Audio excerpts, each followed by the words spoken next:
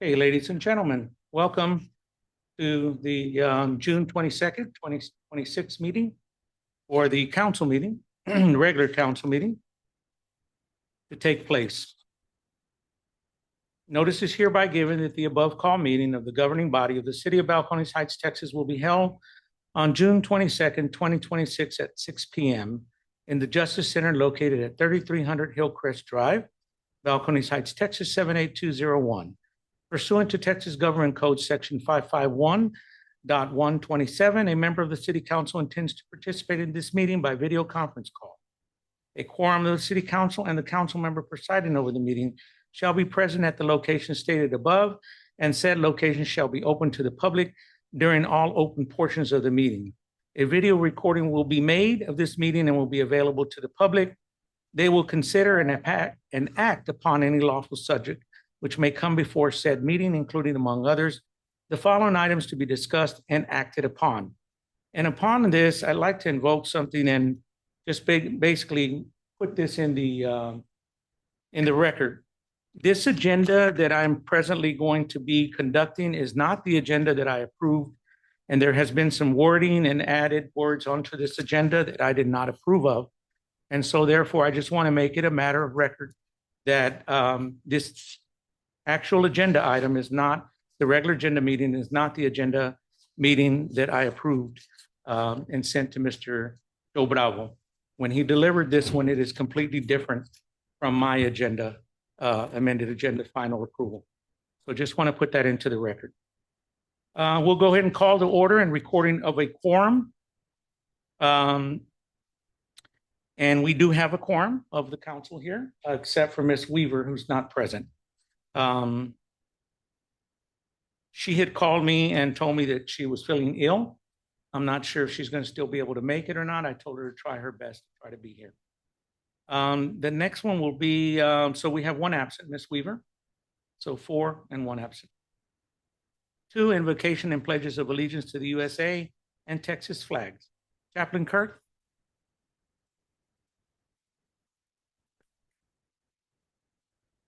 Let us pray. Lord, we come to you thanking you for this time together, Lord. We thank you for all that you've done. We thank you for the rain that you've sent us. We pray your blessings upon everybody that's here tonight. We ask your guidance and direction in all that we do and say. We pray in Christ's name. Amen. Pledge allegiance to the American flag. Pledge allegiance to the flag of the United States of America and to the republic for which it stands, one nation, under God, indivisible, with liberty and justice for all. Pledge the Texas flag. Honor the flag. I pledge of the state under God, indivisible. Thank you. Thank you, everyone.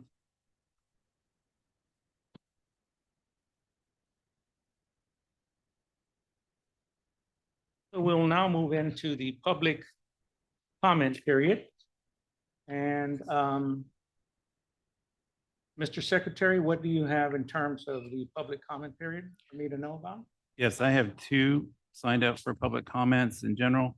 One is Miguel Valverde. Okay. Please proceed. Is it just on items on the agenda or just in reference to General public comments on observations. Okay, thank you. Welcome, Mr. Valverde. Thank you. Good evening. First of all, congratulations, Mr. Rodriguez, Mr. Lecea, Mr. Burton.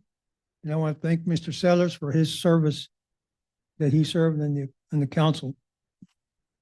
Mayor and Council, thank you for the opportunity to express my opinions and observations for the last 2 years. It is ridiculous that the council and staff cannot get along. Even worse, the mayor is suing the city and staff. It seems this behavior is the reason for a low number of voters showing up at the last election. This is a sign of voters losing confidence in our community's leadership. Please consider keeping unprofessional behavior and negative personal feelings among the council and staff behind closed doors. This behavior has no place in public council meetings. Some of you complained about the former leadership not doing a good job. With all due respect, blowing someone else's candle does not make your candle shine brighter. Within the last 2 years, this leadership allowed an increase in code violations. These code violations are far from beautifying the city, as stated by deceiving statements in newsletters. For example, commercial vehicles parked on streets and properties, junk vehicles stored on properties, trailers stored in front yards, vacant properties not kept clean, and numerous public nuisance code violations. Council and staff must work together to maintain a strong and equal code enforcement program. These code violations need to be taken care of to prevent neighborhood blight and help beautify the city. This will also help maintain or improve property value and possibly attract developers. In my opinion, there are two choices: either act as a team and take care of these code issues, or lollygag on nonsense and let it get worse. But just remember, at the end of the day, the appearance of the city, property value, public health and safety of residents reflect on the council leadership and not on staff or one individual. Thank you. Thank you, Mr. Valverde. Who else do we have, Mr. Bravo? We have Rudy Flores with Battle of the Badges Blood Drive.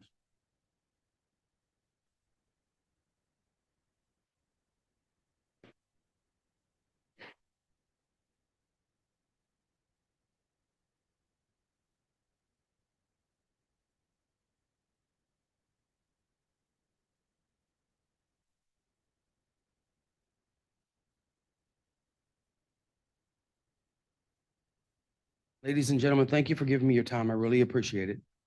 So I am here to talk about getting together, unity, and doing everything together as well. Mine's a little different. Mine is about coming together for a blood drive. So we are South Texas Blood and Tissue, and we are in the community, South Texas, Texan. We go all the way down to the valley, over to Uvalde, Del Rio, Eagle Pass, Victoria, up to New Braunfels, the Hill Country. That's all our area. We provide blood for all those hospitals. When I say we, I mean the community, and Balcones is part of it. So we have come up with a battle of the badges with police, fire, and EMS. They've agreed to challenge each other to come out and get some more people to donate blood. So please join them. You should see the flyers throughout the community, on our social media, on our websites. So come on out. Thank you guys for the opportunity. There is a really nice commemorative t-shirt, and Balcones is top of it. They're the first. So you can see it on the picture. Thank you guys. I appreciate your time. Thank you, Mr. Flores. Anything else, Mr. Bravo? No, sir. Those are the only two citizens. Do we have anybody for the items on the agenda specifically? Not currently. Okay, thank you very much, Mr. Secretary. We shall now move on to the next item on the agenda, which will be now the presentations. We have a presentation of appreciation to David Seller for his service on Council Place 2. Mr. Burton, Mayor Pro Tem, you will have the honor. I've got in front of me a plaque and is a war badge, if you will, for my neighbor on Place 2 and my neighbor literally. And your plaque reads, Mayor and members of City Council, tonight we would like to take a moment to recognize and sincerely thank Councilmember David Sellers for his dedicated service to the residents and the community of Balcones Heights from 2024 to 2026. Public service requires commitment, integrity, patience, a genuine desire to make a positive difference in the lives of others. Throughout this term, Councilmember David Sellers has devoted his time, energy, and leadership to the betterment of our city, helping guide important decisions and initiatives that have contributed to the continued progress and success of Balcones Heights. Serving in an elected office often requires balancing professional responsibilities, family commitments, and many demands of public service. We recognize those sacrifices that come with this role and deeply appreciate the willingness to serve the community with professionalism and dedication. On behalf of the mayor, Johnny Rodriguez, city council, myself, Juan Lisea, Jimmy Hernandez, Tracy Ebersol, and Molly Weaver, and the citizens of Balcones Heights, which I'm not going to individually name all the citizens of Balcones Heights. We extend our heartfelt gratitude for your service and leadership and commitment to our community. Your contributions and efforts have not gone unnoticed and are sincerely valued. We thank you for your service and we wish you continued success and happiness in all your future endeavors. Respectively, City Council of Balcones Heights. And I got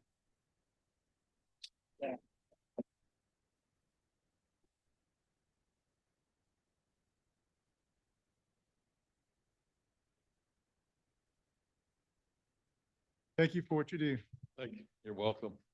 We got a clock here to keep time for you to make sure you get to places on time. Oh, yeah. We have your plaque here, Yep. council member, and we have service of this, which I will sign later. But I wanted to tell you, thank you so much for being here. Thank you for I know putting up with me. I know we had our differences, Yeah, we did. but as the Bible says, one brother can give his life to the other. Forgiveness is always there.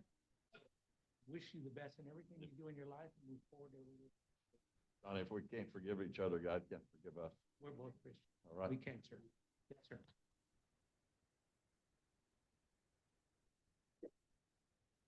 I want to thank the citizens and the council for following in my father in the early '70s. On and appeals. Thank you.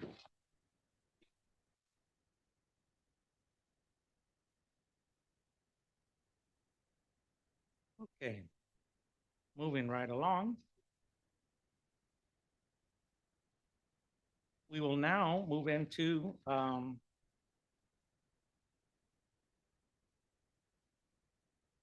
presentation. We'll now move in item number 5, closed session. City Council will recess in its open meeting and convene in closed session pursuant to the Texas Government Code. The city then will, number 1, before convening in the closed session, discussion and action to exclude the Mayor Rodriguez from closed session due to interest being adverse to the city of Balcones Heights. And so on this item here, I want to make it and put it on the record that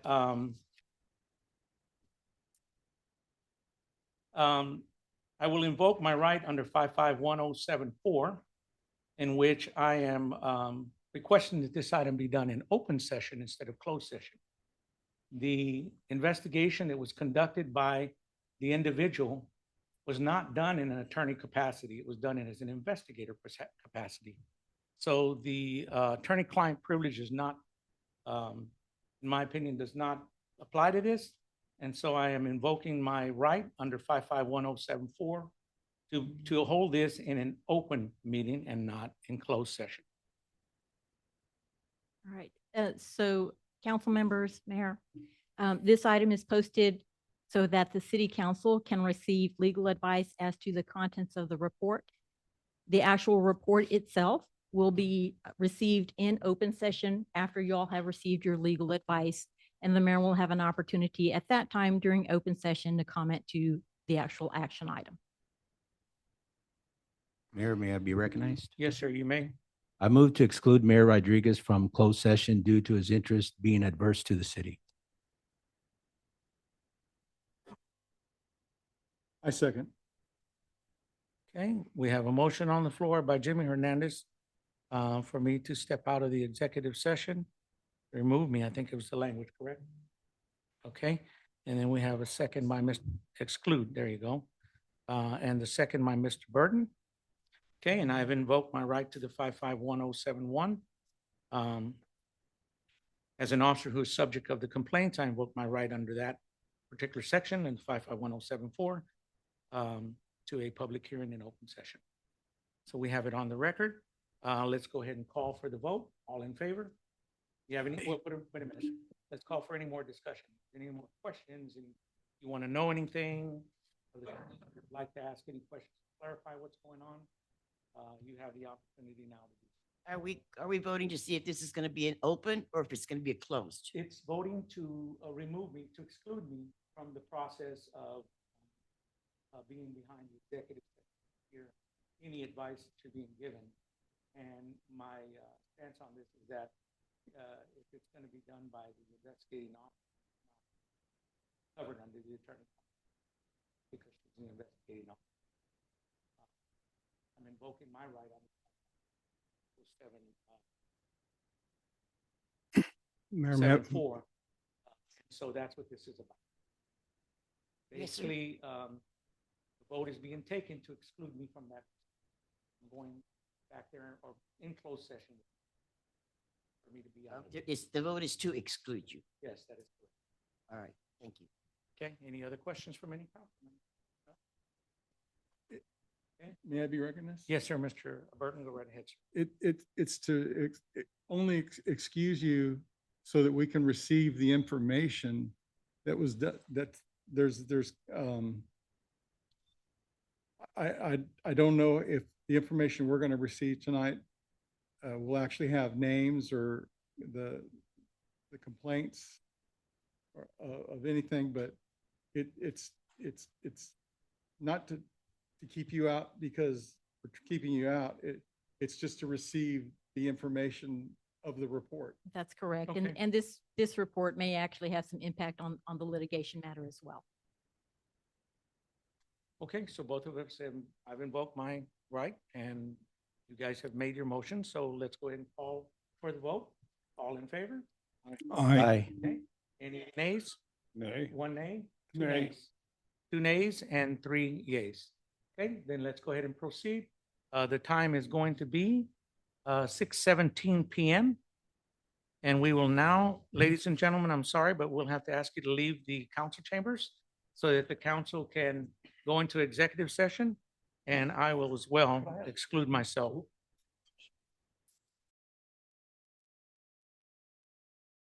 Time is 7:20. We have now, the council has now come out of executive session and the closed session. And we are now going to reconvene in open session.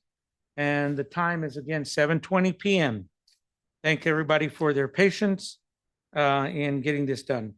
So item number 6, reconvene in open session. The city council will reconvene in open session and may act on any items discussed in closed session as listed below, as well as any other business items posted for discussion, consideration, and possible action. Item number 1, discussion and possible action regarding results of the investigation, adoption of resolution 18R accepting report and findings, and authorizing issuance of corrective action if necessary. Again, I invoke my right under 551071. And I question as to by what and who authority hired the investigator to conduct this investigation, what meeting took place, what minutes took place at the time, where was the authorization, and who was the person authorized that was supposed to hire this investigator to conduct this investigation. Mayor, Yes, I do. yes, I'd like to Councilman. make a parliamentary inquiry. Is it standard procedures for the presiding officer, since he is the main topic of the item, to continue as a presiding officer? Absolutely. So the answer is yes, sir. He is still the mayor and still presides over the functions of the city council. Here in Even the though city. it pertains directly to him? It just, does it limit the discussion? It does not. However, I will say that the discussion is limited to those items that are on the agenda. Thank you. And for clarifications of my colleague, just so you know, it is my right to be able to know under the due process and under the 551074. So that's why I invoked my right to do so. Thank you, Councilman Lysia. So we have now a discussion and possible action regarding the results of the investigation, adoption of Resolution 18R, accepting report and findings and authorizing issuance of corrective action if necessary. I will entertain a motion from the council. Mayor, may I be recognized? Yes, you can, Mr. Hernandez. Go right ahead. Mayor, I move to approve Resolution 18R accepting investigation report and findings of the third-party investigator as the allegations and complaints made against Mayor Rodriguez. Okay, and do we have a second to that motion? I'll second. Okay, Councilman Burton has second to that motion. Now I'll call for any further discussion. Oh, you didn't second. I'm sorry, Mr. Burton. Mr. Lysia did? Yes, sir. Councilman Lysia, if you may, just for the record, wish to be recognized so that you can second the motion? The chair is just asking, you wish to be recognized as a formality? Mayor, Yes, sir. I second the motion. Okay, so you wish to be recognized to second the motion, correct? You have to first be recognized and then you can second the motion. Mayor, May I be recognized? Mayor, Yes? I'd like to do a parliamentary procedure again. Just asking, the chair is asking you to Is it recognize. standard procedure to go through all this decorum, or is it Yes. just acknowledgement from the chair? So the presiding officer can That's correct. do that either way. And just so you understand, also, Mr. Lysia, the city attorney is not the sergeant at arms or the parliamentary officer. So the presiding chair is basically the one that does that, sir. So all I'm asking is just say, Mayor, may I be recognized? And I'll say yes, and then you can move with your motion. Thank you. Okay, so do you want to be recognized, sir? Mayor, may I be recognized? Yes, you may, Mr. Lysia. I would like to second the motion of Mr. Hernandez. Okay, your motion has been seconded and I accept it. And we shall call for any further discussion. Mayor, Councilman Hernandez, yes, sir. I'd like to ask the city administrator to answer your question as far as how did we come about hiring the third-party investigator?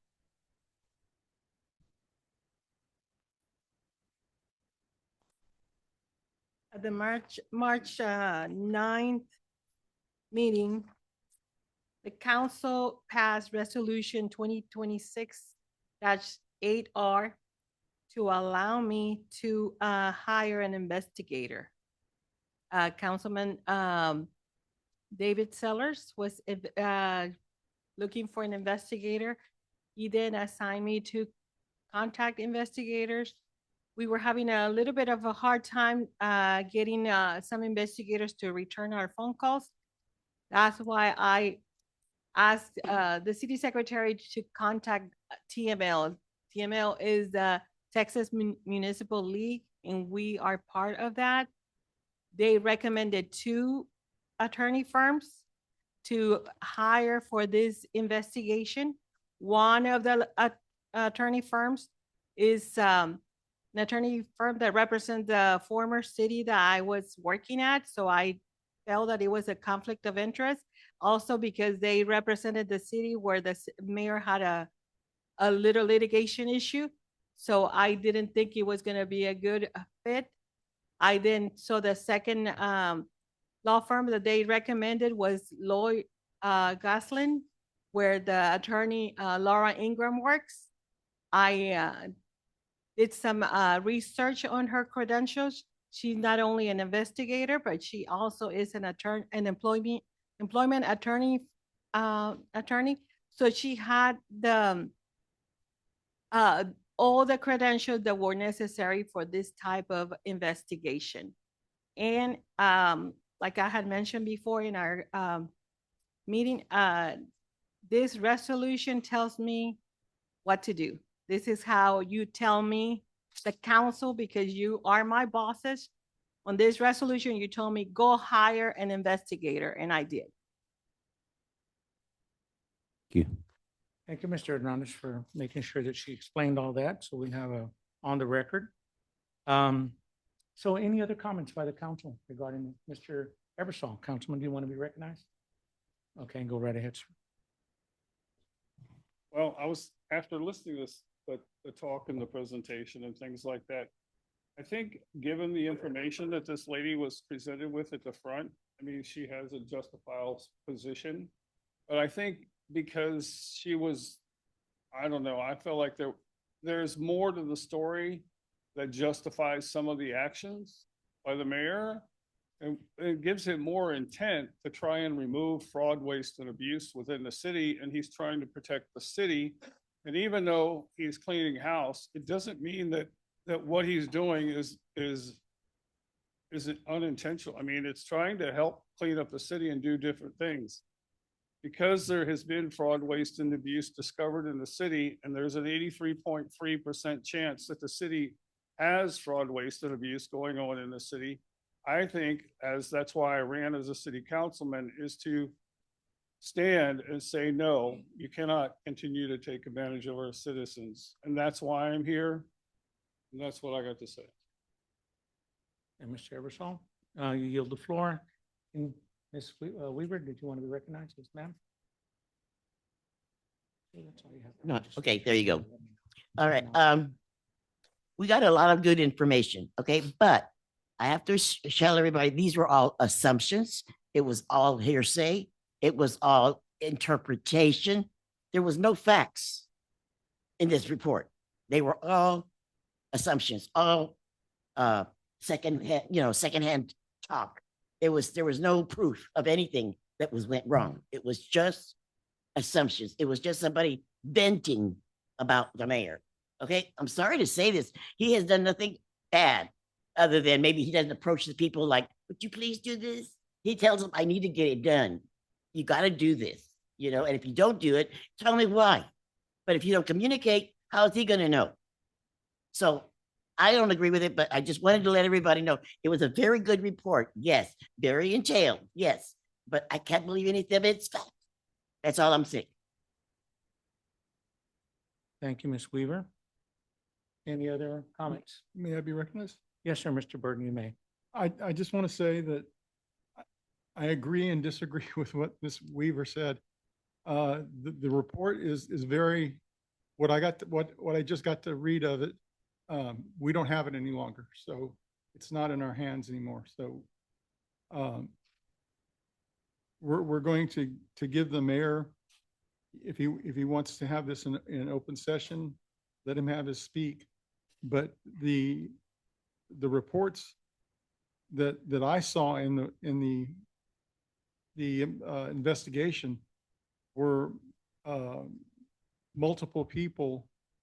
It wasn't just hearsay. It was multiple people were in the same room at the same time when this all occurred. It wasn't hearsay at all. But this will come out because I'm sure Mayor Rodriguez would like to defend himself, and he's got every right to. I mean, you were in his shoes, you do the same thing. But we'll let the chips fall where they may. And with that, I'll yield the floor. Okay, so we have a vote on the floor. Any other discussion? Okay, we'll go ahead and call the vote. This is possible action regarding results of the investigation, adoption of a resolution 18R accepting the report and findings of authorizations of corrective action. Councilman Hernandez has made the motion. The second has been my Councilman Lisea. And I will call the vote. All in favor? Aye. Aye. Any nays? Nay. Nay. Okay, 2 nays and 3 ayes. The ayes carry. Motion carried. Okay. So we'll go down now to item number 2. Discussion and possible action on adoption of a resolution 19R regarding the waiver of the attorney-client privilege related to the personnel investigation report. And just as a matter of record, I'd just like to point out again and reiterate that the attorney is not in the attorney-client privilege position. They're there as an investigator, and she cannot exercise the attorney-client privilege under that, to my understanding, and that she was acting in capacity as an investigator, not an attorney. So I just want to put that on the record, and we'll go ahead and move on with that. So discussion and possible action on the adoption of a resolution 19R regarding waiver of the attorney-client privilege related to the personnel investigation report. Mayor, may I be recognized? You may, Mr. Hernandez. Mayor, I move to approve resolution 19R waiving the attorney-client privilege related to the personnel investigation report and authorizing the city attorney to prepare a redacted version of the investigation report and the executive summary for investigation report for any response to a request for information. Okay. Do we have a second to that motion? I will second that Okay. motion. May I be recognized? Yes, sir. I second the Yeah, motion. thank you, Mr. Burton, for reminding yourself. So you have a second to the motion. I'll call for any further discussion on the matter. May I be recognized? Go ahead, Mr. Burton. This investigation is for the council purposes, not saying you agree with it, not saying you disagree with it, but we've accepted it. And now we're moving on to 19R, the adoption of the new resolution, correct? Okay, So what you're doing here with this item is that this report came to the city attorney under attorney-client privilege. You are authorizing a waiver of the attorney-client privilege so that if requests come through, a redacted version of the report can be provided. Yes, that's Yes, sir. that's better worded than I did. Thank Right. you. That's the action. Yes, sir. I yield. all right, thank you, Mr. Burton. So we have a motion on the floor by Mr. Hernandez. We have a second. Any further discussion by anyone? Councilman Hernandez? May I be recognized? Yes, sir. I'd like to suggest to the city staff that we just make the report available online, kind of like what we do with the agenda items, because I would imagine you're going to get dozens of requests, so we might as well just make it easier. I mean, that's just a suggestion. Okay, it's not part of the item on the agenda for an action item. So therefore, we'll go ahead and move forward with the vote. All in favor? Aye. Any nays? Nay. Okay, Ms. Weaver and Mr. Ebersol, nay. 3-2, motion carries on the ayes.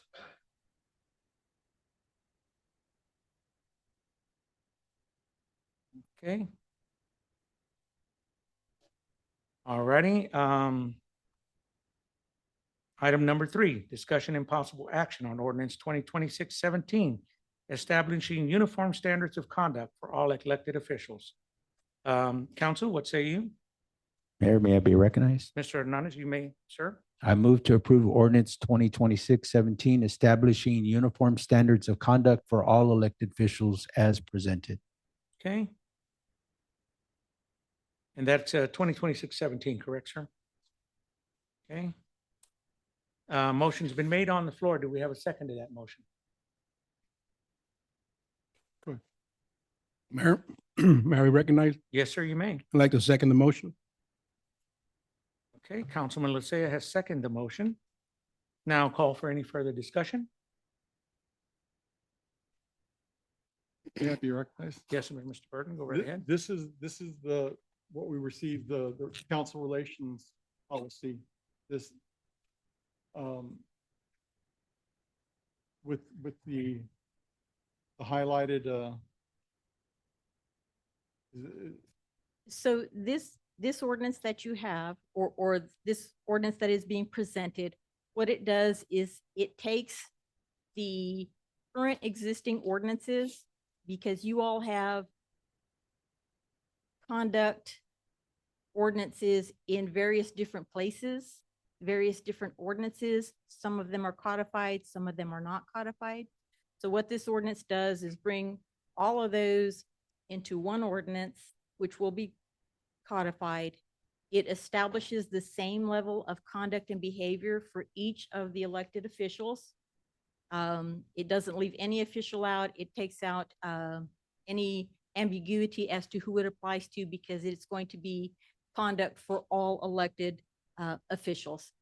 The other thing is that the current ordinances as they exist, they don't have an investigative method, a hearing method, or any penalty attached to them. So it's basically a toothless ordinance. So the ordinance that you have here sets forward the standards for to receive a complaint, standards to investigate the complaint, standards with which the city council will make findings, and if necessary, issue a corrective action that it is authorized to issue. Thank you. And most importantly, brings it all together in one spot and gets this codified so that the actual code of ordinances that exist online matches up to what the existing ordinances are. Any Thank you, other thank you. input from council? Councilwoman Ms. Weaver? Yes. Was there any way we can do this ordinance before we sign it and agree to it? Absolutely. Happy to.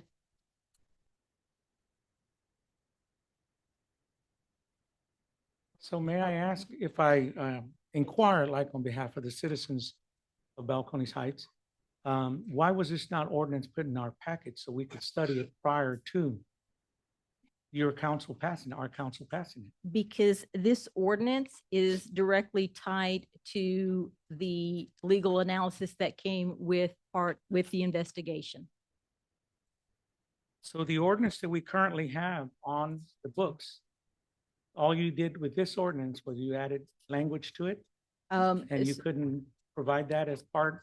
As a matter of fact, none of the items on the agenda of the council agenda are attached to this at all. That is Nothing. correct, There is no because exhibits at all, nothing. the items here, because they are directly tied to the litigation until the council made a determination on what they wanted to do with the legal advice. It was kept under the attorney-client privilege. So being that the council is subject to the attorney-client privilege, don't they have the ability to, and the right to have that before them so they could study it before they come to a council meeting and have to vote minutes, or let's say less than an hour time to study it and decide whether that's something they want to vote on or not?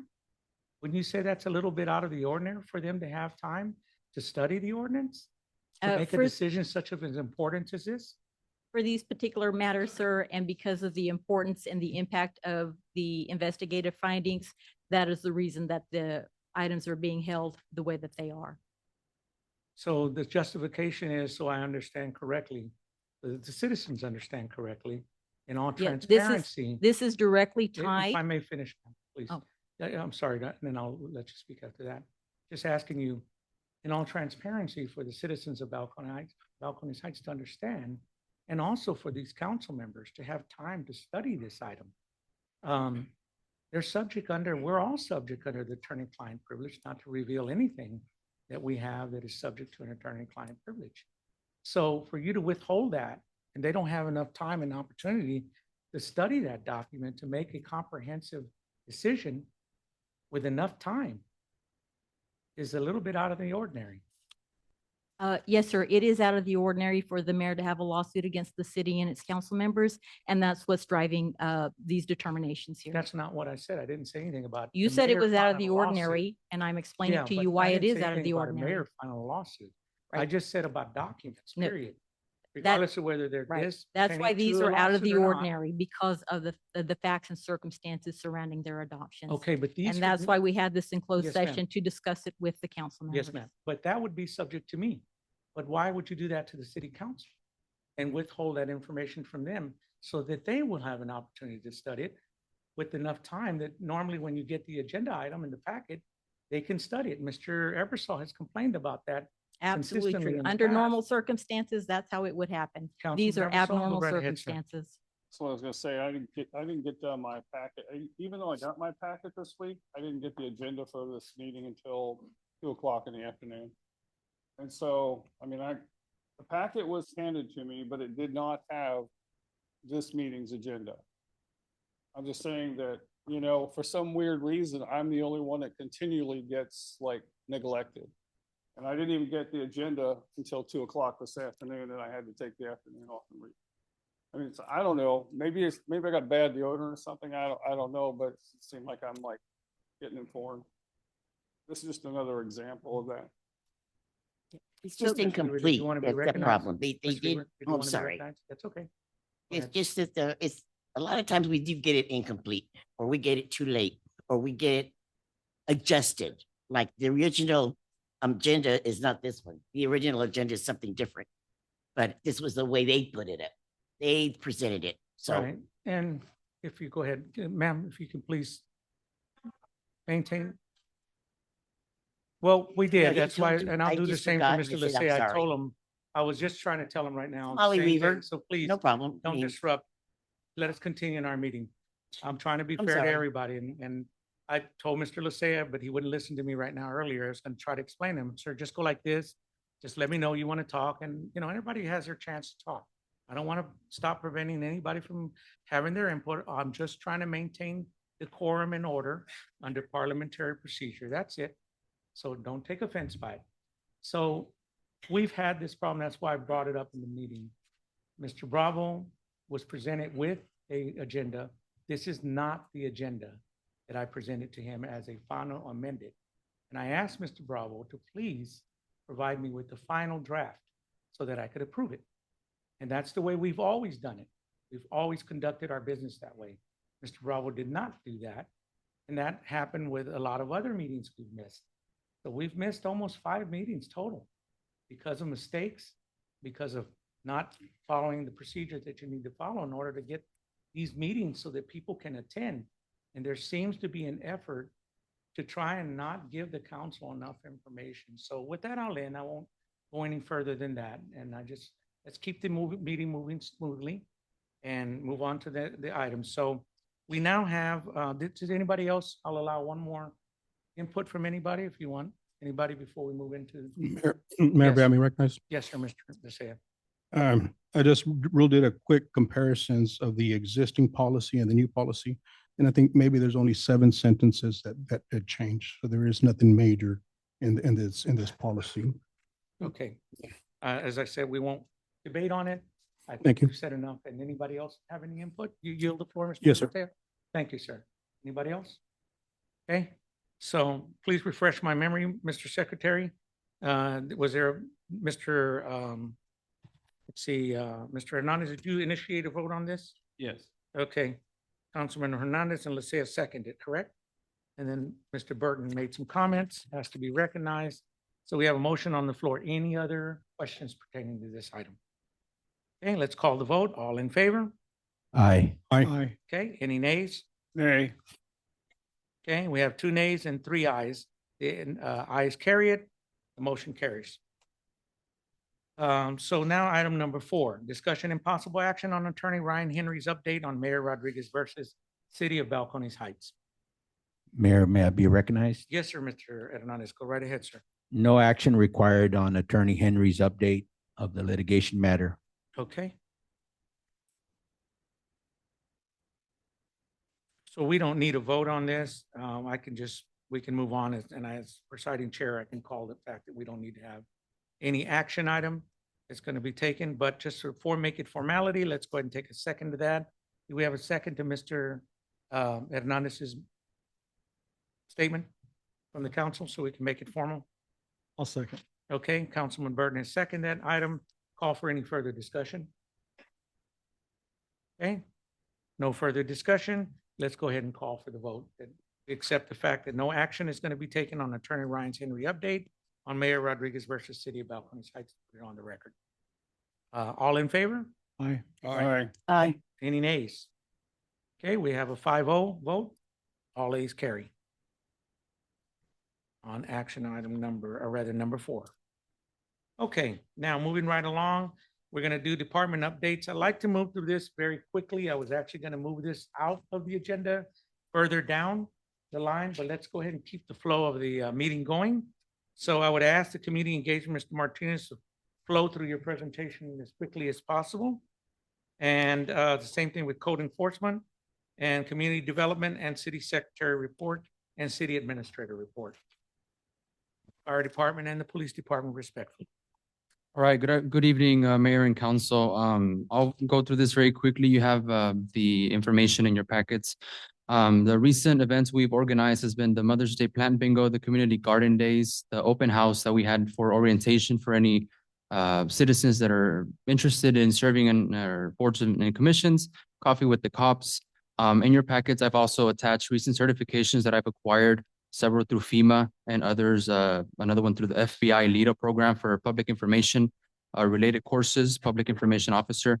We're currently working on the Balcones Heights Jazz Festival, which we have a little bit under 1,400 RSVPs.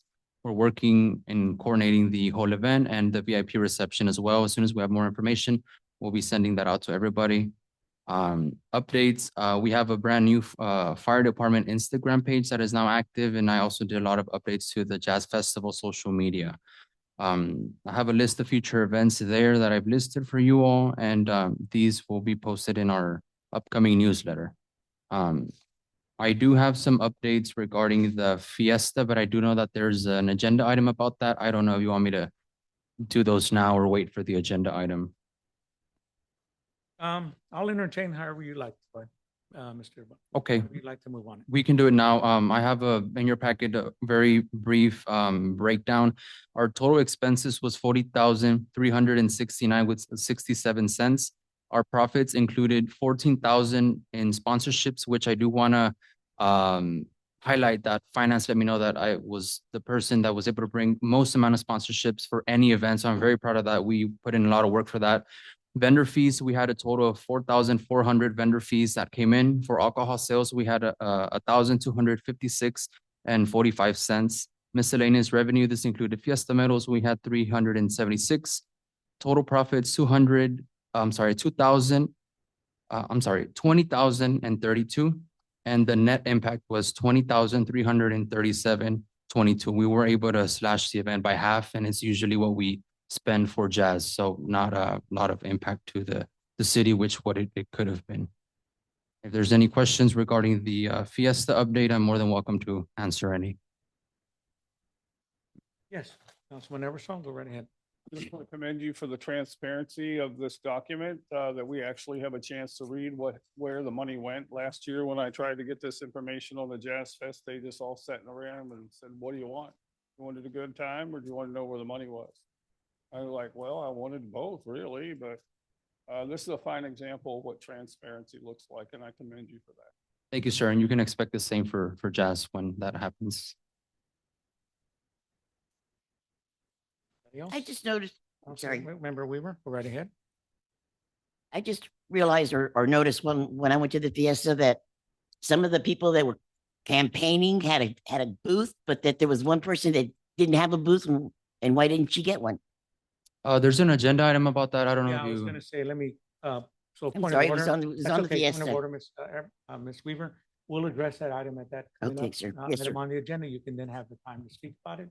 This one is Thank you. just basically encroachment of everything he's done. Continue, Mr. Martinez. That's all I have. There's more information, some shout outs from residents about the event, but if there's no more questions, that's it for me. Okay, let's go ahead and move right along. And we now have the Code Enforcement Summary Report. Jeremy Vasquez, Code Enforcement Officer. City Council, Mayor. So during the month of May, the department managed a total of 37 cases. 95% of them were closed out. Again, our team continues to strive to ensure that the residents and city does receive the highest level of service. I just wanted to put in there as well, June 2024 to April 2025, there was a total of 194 cases. Coming to this department in June 25. So June 25 to April 26, there was a total of 555 cases. So it's 186% increase from our previous code department. Also, we have received several inquiries regarding property line responsibilities and maintenance. To address these concerns, department has developed a solution to be implemented in the coming weeks just to keep our residents informed. In response to the ongoing rainfall, our drainage channels have been monitored daily to ensure proper flow, identity, and potential dangers to the unsheltered, and also the stability of our drainage channels. Along with going and to the drainage channels and meeting our unsheltered, we do have several hygiene kits and information provided to these individuals to give them the proper services. Our community service program continues to have a positive impact on the city's overall appearance. Participants have assisted with maintaining major roadways, especially within our residential areas. Additionally, we have worked closely with the municipal court to better meet the needs of community service. So now we will have 2 days during the month, one during the day, during the week, and one on the weekend, just to have a better impact on the city and also supporting, the community efforts of just beautifying our city here.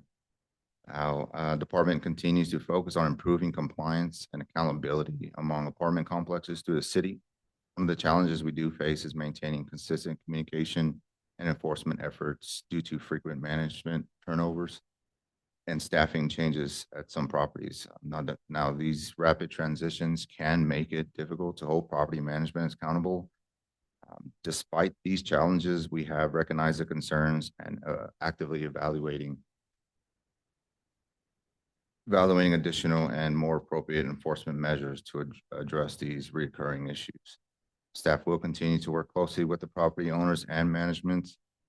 Now, we are going to be collabing with our city attorney just to ensure that we are heading in the right direction to not face any legal actions from the apartment complexes. Now, we are pleased to report that some of the apartment complexes do remain in compliance and have not generated significant concerns, but these properties will be continued to be monitored regularly to just ensure standards are being maintained.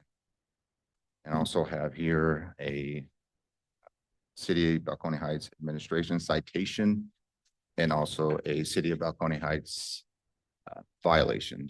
I just wanted to pass this around, if I may, Mayor, just to kind of give our city council, I guess, just to look at what the difference is from what a violation and a citation is, if I may.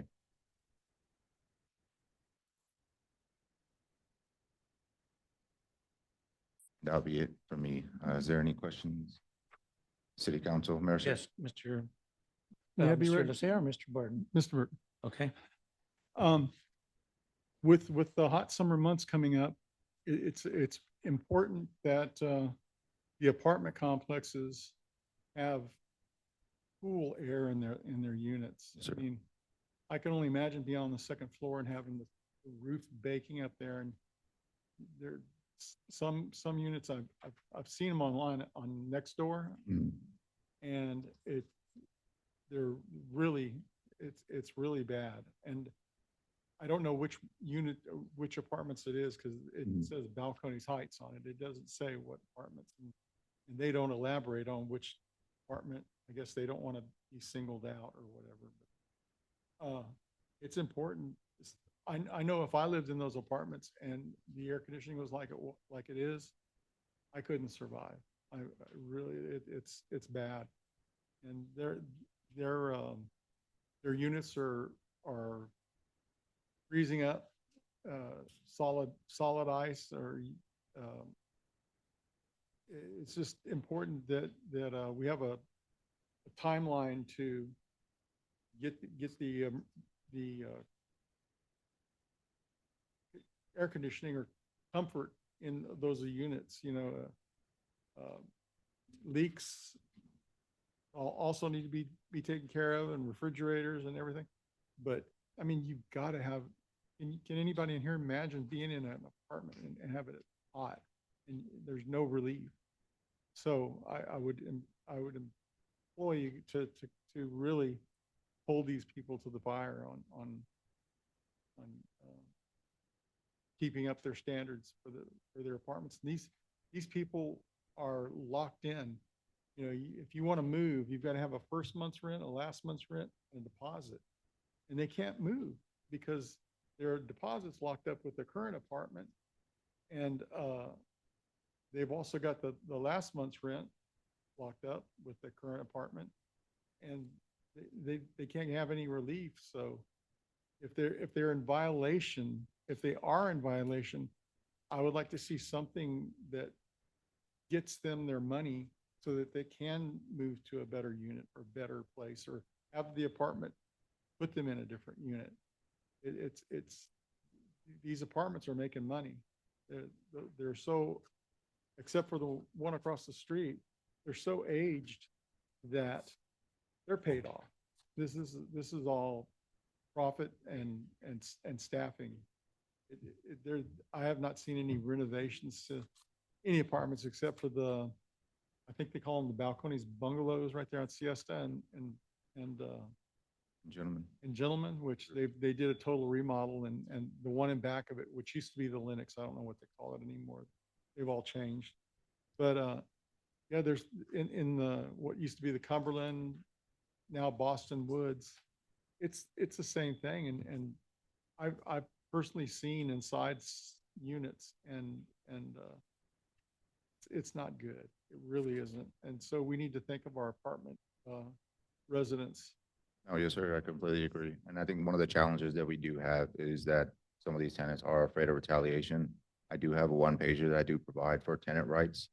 But for the most part, as I try to stress to our residents, is if code department does not know about any violations or anything that poses a health and safety hazard, I'm not able to address the issue. That's one thing that we are pushing on. And as far as the heat wise, I try to get the apartment complex to give a small AC unit or have them move the apartment.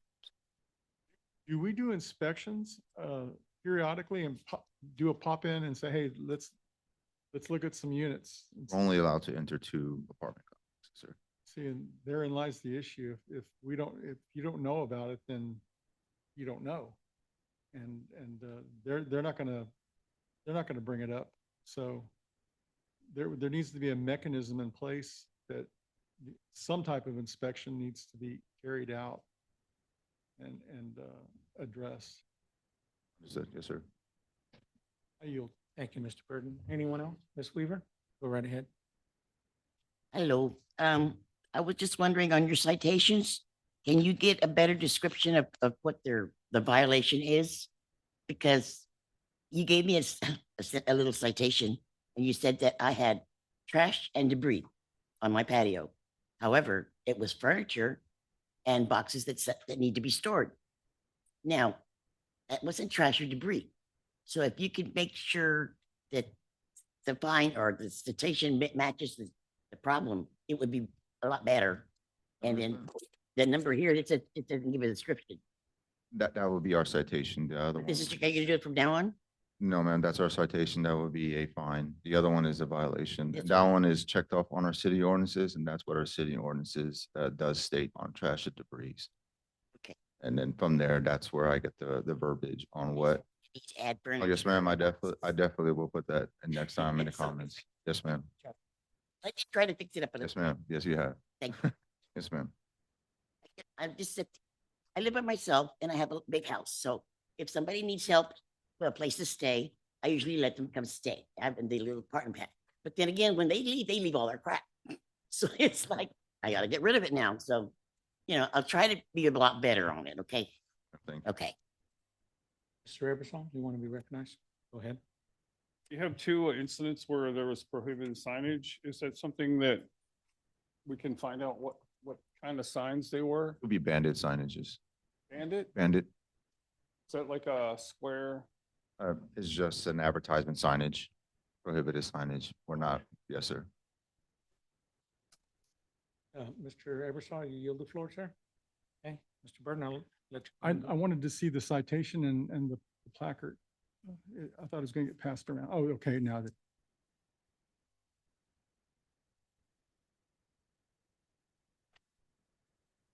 Anything else, Mr. Burton? We chatted in that little area for the apartments. Oh, yes, sir. So I could pass it around and see it. If I may address Code, Jeremy, when you started, you were doing a really good job in keeping up with things. And I'd like to ask our city administrator, where are we at on the other code compliance officer we were going to hire for the code compliance task force?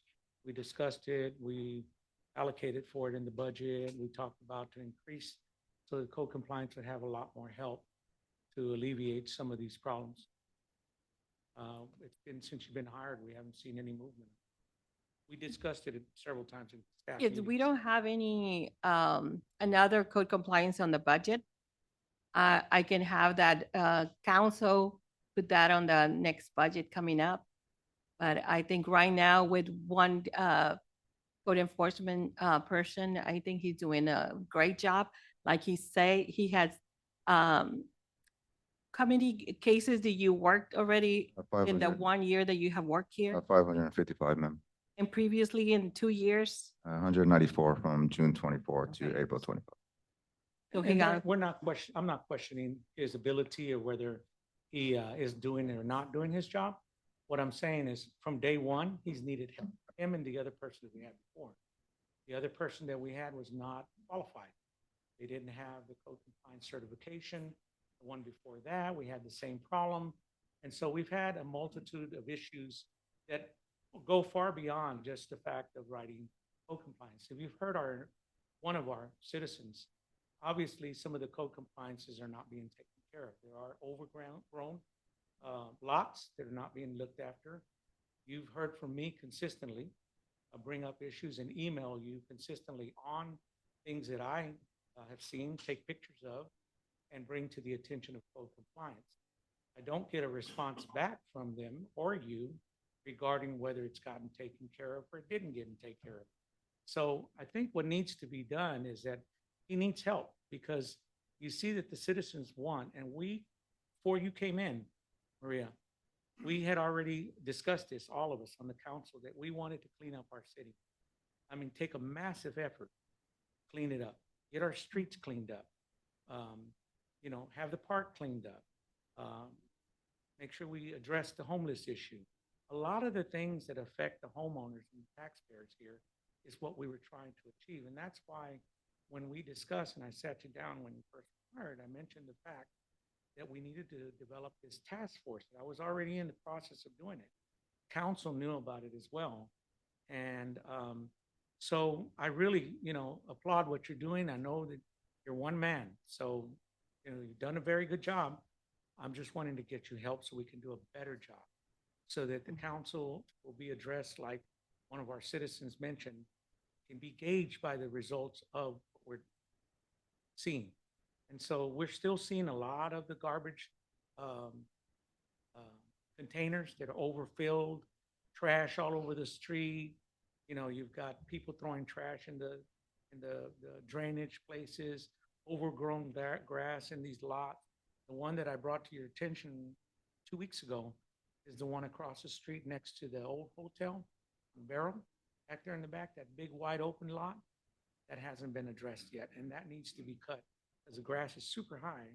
And so to help control all the mosquitoes and all that, trying to make sure. So keep up the good work, and we appreciate you providing the update to us. Mayor, Mr. can I Vasquez? address your Yes, ma'am. question? Go right Okay. ahead. The reason we don't respond to you is because there's an ordinance in place, because of the lawsuit, you're suing the city and some of the employees, that we cannot respond to you. You have to go through the mayor pro tem. The other issue, if the council wants to put an additional code enforcement on the next year budget, I will be happy to hire one. The person that you had sent me to hire didn't work out because he didn't want a part-time job. He wanted a full-time job. So I didn't. send even you though anyone. it was the person that you sent for me to hire, it didn't work I out. didn't send you anyone. Must have been Mr. Enriquez you're referring to, but I didn't. I never sent you a person. And to address your constant referral to the lawsuit ordinance does not prohibit communication. It prohibits going through Mr. Burton, which we have been. It doesn't preclude you from not answering my emails. So you've not answered any emails pertaining to any questions I have. All you have to do is send it to Mr. Burton, and Mr. Burton forwards it to me. What's so hard about that? So And you're- you have you're to using go that as through an him excuse. too. You have to go Mayor, through may I be him. Mayor, may I be recognized? Excuse me, just one second. But please, just answer the emails when you have an opportunity so we can have an efficient operation of the city. And the citizens get the services that they're paying for. That's all they want. You're getting paid $140,000 a year, ma'am, plus benefits. So, I don't get 140. Can I have my 10? So we added? just, Mayor. all we ask is just please just correspond with us and just let us know what's going on. That's it. So please, that's all we're asking. Nothing more. Okay, Mr. Lasea, you may be ready. Yes, sir. I'll just try to bring us back on course and get back Okay, yes, sir. to the agenda. Okay, thank you, Thank Mr. you. Lasea. Thank you for helping me on that. Appreciate it. Let's go ahead and move on, Mr. Ibarque. Good evening. Appreciate that. I'll quickly go through this capital improvement project, Hillcrest Road reconstruction. Design phase is still at 90%, so we're close to finishing up our road design. SAWS infrastructure plans. It says a 60. I think our most recent update is more of an 80% with SAWS. Right-of-way acquisition is taking place. That way we can continue on with the project. Crestview Phase 3, the project inspections are completed. Last reimbursement from the county is being requested this month, and that project will be closed out soon. Grants, our EPA Brownfields grant, the site inventory has been sent to the city by our contractor Terracon. It's being reviewed internally to identify potential sites for redevelopment. CDBG for 2026, all items have been submitted over to Bear County back in March.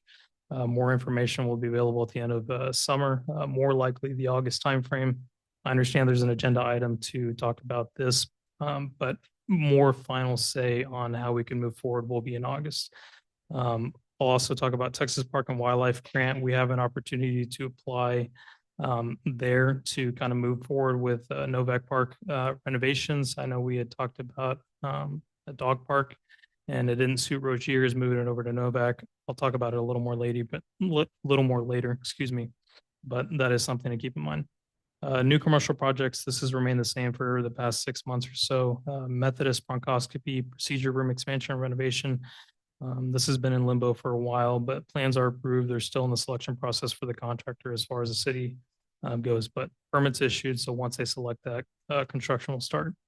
For Public Works, the Hillcrest Sewer Main, again, this is just a repeat of the past few months. It's a 1965 plate pipe that we're looking to replace.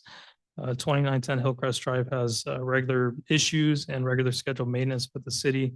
The most recent maintenance that we performed was back in February. Consistently, there's potholes that show up on Hillcrest Drive. We're on about a 4 to 8 week schedule on fixing those potholes. As they come up, we try to knock out as many as we can.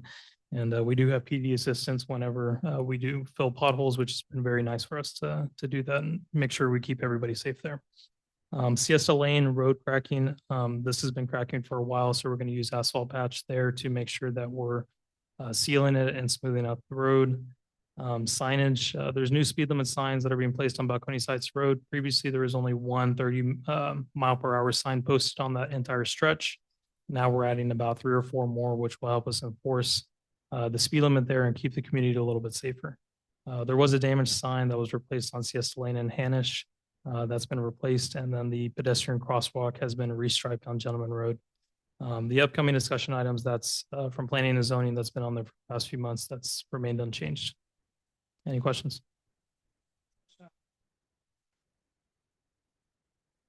See any delays on, excuse me, on Hillcrest coming up?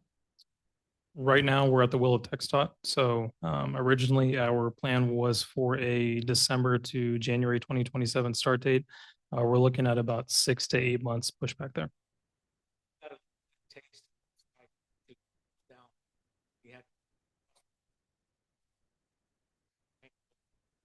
Yeah, yeah. So you might want to consider that in your future planning, just as an offer. Look into that. Yeah. How you can close that street out, and that's going to be a night. We've talked to our engineer. They have a traffic control plan in there as part of the plans, and it has to get approved by TxDOT. So they use the traffic control manual that gets approved by them. Originally, they suggested, routing some of the traffic through the neighborhood, and we're going to avoid that and make sure that they use only, collectors and no local roads there. So, yeah. Yep. Yep. So much. Mhm. Thank you.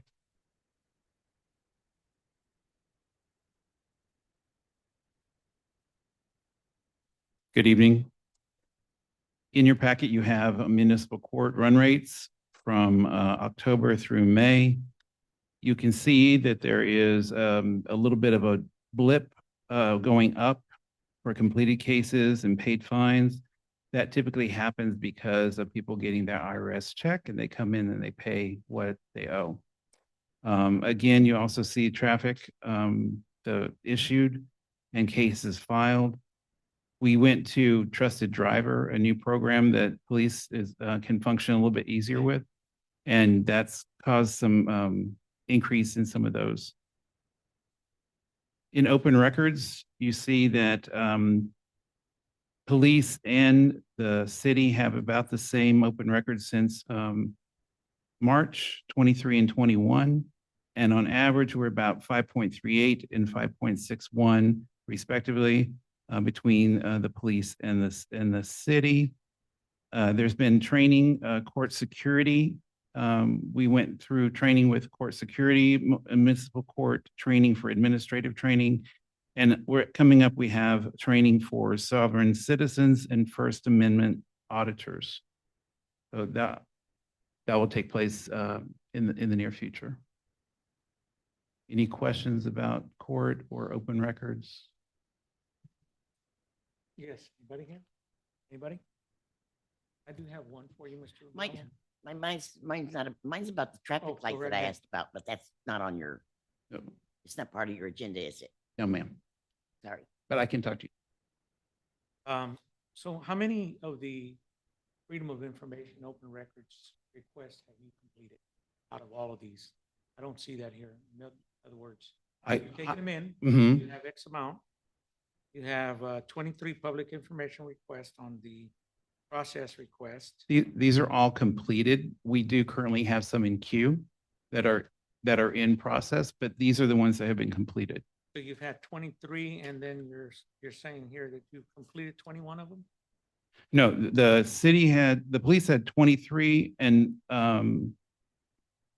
the police had 21 and we had, as the city, 23 that we completed. And city, Yeah, had 23. And on average, we closed them within 5.38 for police and for the city, 5.61. But we do have some in queue. These are closed ones. I filed mine way back in March. You haven't completed it. Sometimes we have to go through well, when we go through the Attorney General for them to get back with us on what we can share and what we can't, the Attorney General gets 48 days. Yes, I only got a response from Cynthia saying that you know. the re- Mayor, Yes. that is the response. So I was just we need to stay curious. on I am, sir. task. I appreciate it, Mr. So, Garcia, but First, I'm on track because I'm asking how long it takes to do these in process, so it's relevant. It is relevant. Just- So the response would be to the requester that is gone to the AG and we're waiting for their response. received any. So it's just one of them. I don't know if anybody. Happy to give you an update on that one, Yeah. sir, if you want it. No, we can go ahead and move on. Okay. Okay. All right, sounds good. Thank you. Okay, thank you, sir. Let's go down to Balcones Heights Fire Department. Oh, I'm next. Don't skip me. You what now? I'm next, Mayor. Oh, you're next. Go right ahead. Yeah, yes. So we should be learning from Bear County about the MOU about the solar lights for the park, Rogers Park. And I'll let you know as soon as they start installation of that. Also, we met with AMPO, the Alamo Area Metropolitan Planning Organization representative, because our project for Hillcrest had moved up to 2031. So I met with her and I told her that that was not gonna be acceptable. So we agreed to start spring 2027. So we're pushing to start there. Texas thinks that it will be more fall of 2027, which I will be okay because 2031 is not acceptable. The other thing, the reason the agenda is the way it is because ordinance 2019-2 allows me to revise the agenda. There was before the agendas, the ordinance said that the mayor and city administrator had the authority to put the agenda together. There was a revision in December 16, 2024, amending that, removing the mayor and putting only city administrator or designee. And that's all for me. Okay, I don't see your update in here, Ms. Hernandez. Where's it at? It No, I goes have- right from Mr. Bravo to Balcones Heights Fire Department. That's why I went there. Yeah, it's not a Report. requirement for me to have it in writing. It's not a requirement? No. But everybody else has one? I'm just confused because you're verbally telling us this, but I don't have anything here to support it. So it's a little difficult to digest. Mhm. Okay, all right, let's move on. So now we can move into the fire department? Okay? Go right ahead, sir. Just a little confusing for me with no documentation. Hello, good afternoon, Mayor, Council, and guests. Just quick updates. I'll run through this real quick. In May, since we didn't have a meeting, we actually had a pretty good fire the day of the meeting. We did have a resignation on May 11th. On May 20th, I was able to hire another individual to fill that spot pretty quick. He had been working with us as a part-timer, so we were familiar with him and I was comfortable with hiring him on. An update on the SCBA's.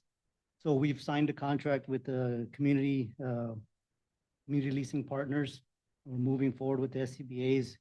As of today, one of the projected dates for the delivery of the SCBA's is going to be late July.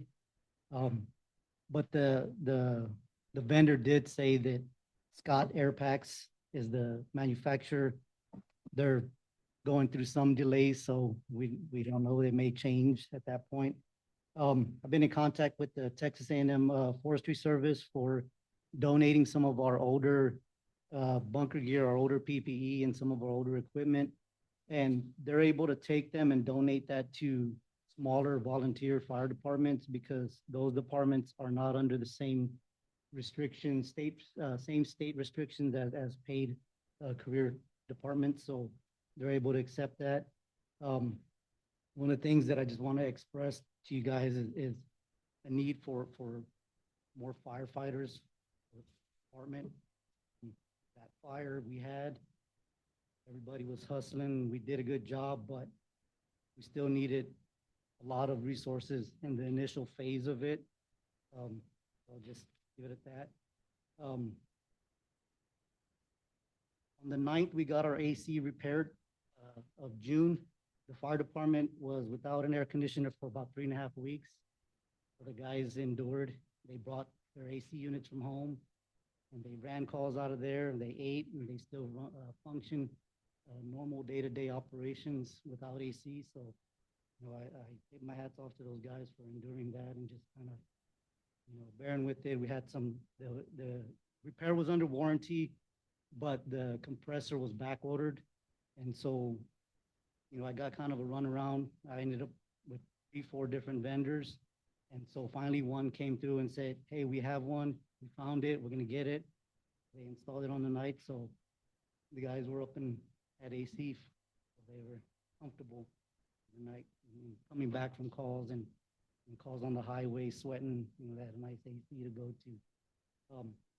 Been working with the PD and dispatch, setting up our CAD system for Mark 43 and our image trend, our RMS system, so that they can communicate, so that when dispatch gets called, they can get populated into our RMS. So when we write our reports, all that information is transferred over there without us having to go through the normal channel where we have to call dispatch and ask for times and enter all this stuff, you know, the old school way, I guess you'd say. Thank you to Roy Martinez for getting with a couple of my guys and setting up the Facebook and the Instagram account. We had a Facebook, but the guy that kind of oversaw it, he ended up going to another department as well. So we had to reset it, and Roy's been helping us out with that because I'm not too keen on social media, so I don't mess with that so much. Another concern is the need to replace the Tower 102. It's starting to have some costly repairs that need to be done to get it up and running. And I can put some more information together and decide what avenue we want to take as to whether you just want to keep putting money into it or just, you know, bite the bullet and start planning in a couple of years to purchase a different apparatus. That's all I got. Anybody have any questions? Any questions, please? A question, Yes, Mayor. sir, Mr. Hernandez, go ahead. So Chief Montequin, on that tower truck that you're talking about, if it were working, do we have the manpower to actually man it and use it? No, according to TCFP, it's going to require 4 to 5 personnel. And the way we run our shifts, we would have an engine and a tower or platform or aerial, whatever you want to call it. It's the same kind of truck. It's mandated that like 5 to 6 people run that truck, operate it. Thank you. Mayor, Mr. Lysia? yeah, Chief Marroquin, I did hear and understand your need for staff. We are coming up on our budget cycle, but I will commit my position and my abilities to help staff your department to make sure that we're in compliance with rules, regulations, and anything else that needs to be done. Thank you, Mr. Lysia. Any other comment? Maybe I should save it to the end, but I'd like to make a recommendation. We put what we're going to do with this on a future agenda with that tower truck. That would be prudent to do so because I think that the requirements and some of the things that you want to accomplish should be looked at the budget very carefully to see if we can go ahead and finance that and provide the necessary equipment that you may need and possible personnel once we go and look at the overall picture. And I'm sure council, as Mr. Lysia said, be committed to seeing how they can commit to help you in that. So, yes, sir. Okay, anything else, sir? Okay, thank you very much for your presentation. We will now move into the police, if I'm not mistaken, correct? Chief, he's not here today? No, sir, he's not here. Did he have a school to go to or something, or? Pre-planned family vacation. Okay, so he's on vacation. Thank you. Okay, Good evening, Mayor and Council. Our update for May. Calls for service are holding on average statistically right now around 2,000 per month. As you look across those stats, you may see a very large leap in traffic stops. That would be because we initiated the STEP program. We participated in that for 3 weeks. Are you able to hear me, sir? We initiated the STEP program, which reimburses the police department and the city for the cost of overtime for officers to do the click it or ticket initiative. So that was very successful, and we are looking at continuing that. Other stuff we're working on right now is implementation of Mark 43 CAD and RMS. We're working with the fire department. We're working with that corporation weekly, multiple meetings. And we've also initiated some pre-planning for Jazz Fest with the mall and with the fire department.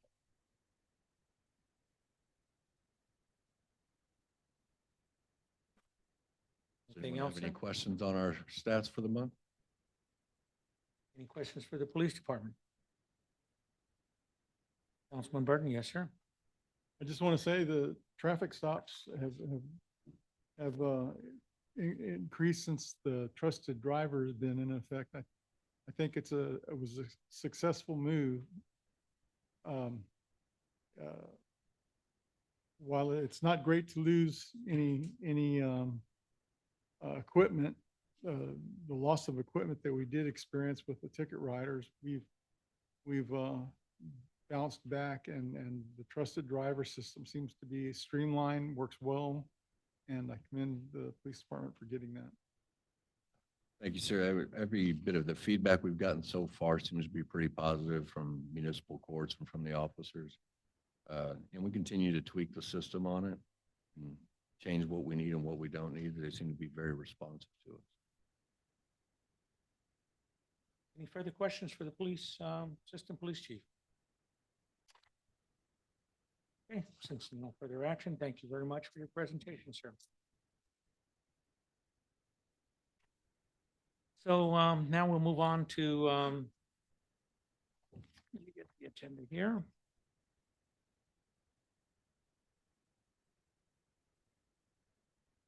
Police Department, so we'll move on to item number 8, consent agenda items. These items may be acted upon in a single motion. No separate discussion or action on these items will be held unless requested by a council member. Public comment on these items may be heard during the public comment period. However, that does not mean the item will be considered outside the consent agenda. 1, we have the approval of minutes for April 27, 2026 and May 13, 2026. 2, we have the approval of finance report for April and in May 2026. Council? How would you like to move on this item? May I be recognized? Councilman Burton, you may. I move to make a motion to approve the minutes in their entirety Okay, the minutes in their entirety. Do we have a second to that motion, Councilman Burton? I second the motion, Mayor. Okay, Councilman Hernandez has seconded that motion. Now we'll call for any further discussion. Anybody have any questions pertaining to the input in some of these items? I have several that I have located. First of all, in the minutes, again, there's misspelling again in the minutes. And if I may show where it's at, we keep having this problem, and I don't know what's going on, Mr. Bravo, with your spelling, but you keep making mistake after mistake.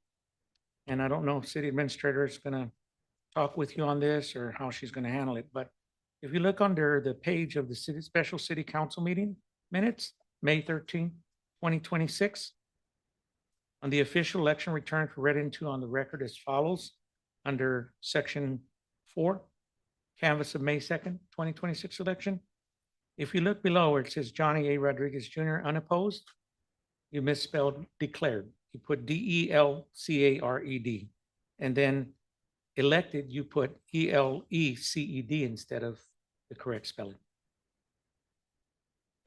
And then on the next page, you have also the same thing, and you have a misspelling in the action on Council Place 1, winner Jack Burton, Council Place 2, Juan Licea.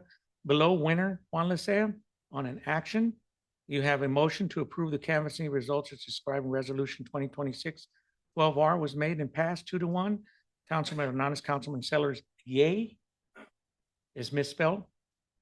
It's not yay like you're screaming at someone and say yay. It's YEA. And so there's your misspelling there. And I think there was another one in there as well, but you get the picture where it's at. And so thank you, sir. Okay. Mayor, may I be recognized? Yes, sir, Mr. Licea. Well, I appreciate the bringing out of the misspelling and things of that nature. I think that needs to be handled in a different manner, not the way it's being handled. So I would appreciate if we could find a different mechanism instead of bringing it to the attention the way that we're doing it. Thank you, Mr. Licea. I appreciate your observation, and I'll be looking at that.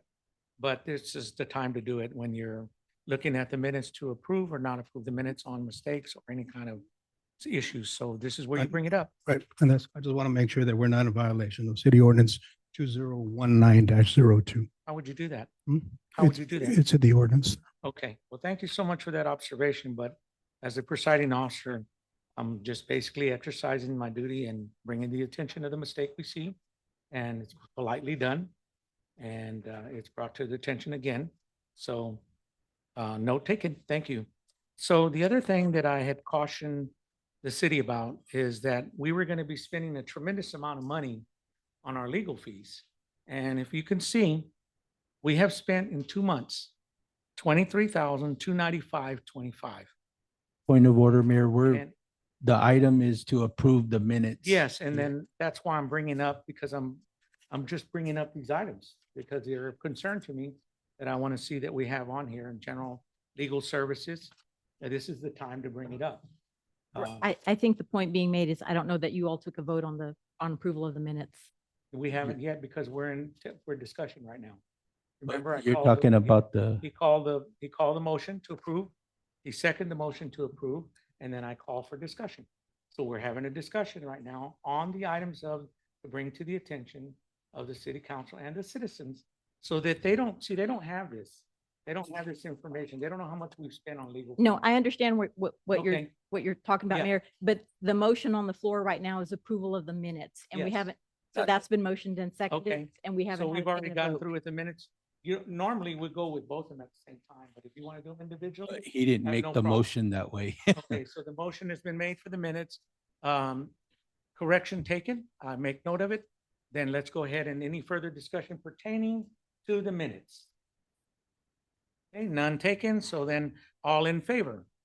Aye. Okay, any nays? All right. Aye. Okay, so all in favor is aye, no nays? Okay, now we move on for the motion for the actual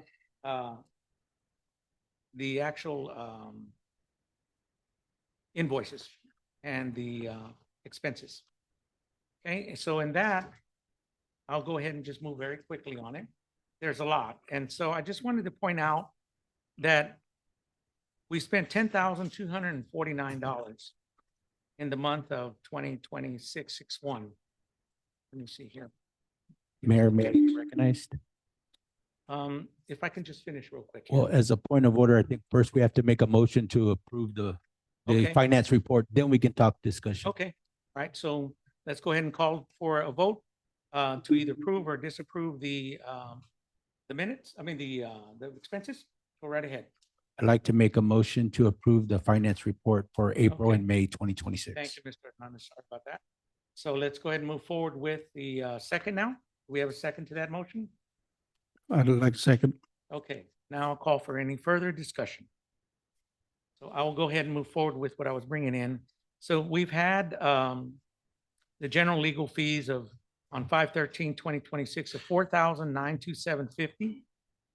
There has been a bill for $7,618 on the same date, May 13th, by Boardroquez Law Firm. We have had $258 for a special ethics project. Can you tell me what that is? Special ethics project? Yes, sir. That is the personnel investigation into the complaints against you, sir. Okay, so why didn't you put it as a special investigation? Because that is the billing code available Okay. to us, right? All righty. I'm just curious. I'm just asking. Then we had an additional fee of a Tahoe. Did we have that in the budget from 25 for $54,878.19 for a brand new Tahoe from That- Gun Chevrolet? That was money paid to the city from ICE, from Homeland Security, and it was allocated for vehicles. Yeah, but we didn't budget for that. It wasn't in the budget. We didn't budget. The money was given to the police department Right, from and the that's supposed- Homeland Security, and it was issued for that purpose. Well, but we didn't budget for that, correct?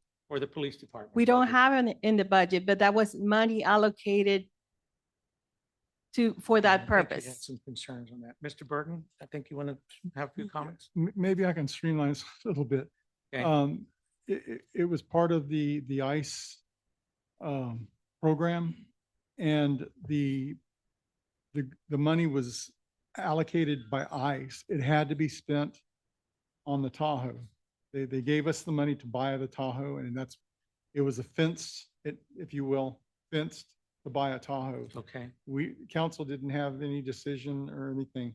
We Okay. accepted the money knowing that they would get a Tahoe, and that's why. so we bought two or one, Mr. Burton? Do you I remember? thought two. Because there's two here. They bought two. So they bought two of them. ICE paid the city $250,000. That's the first payment, and we should be receiving one mid-July.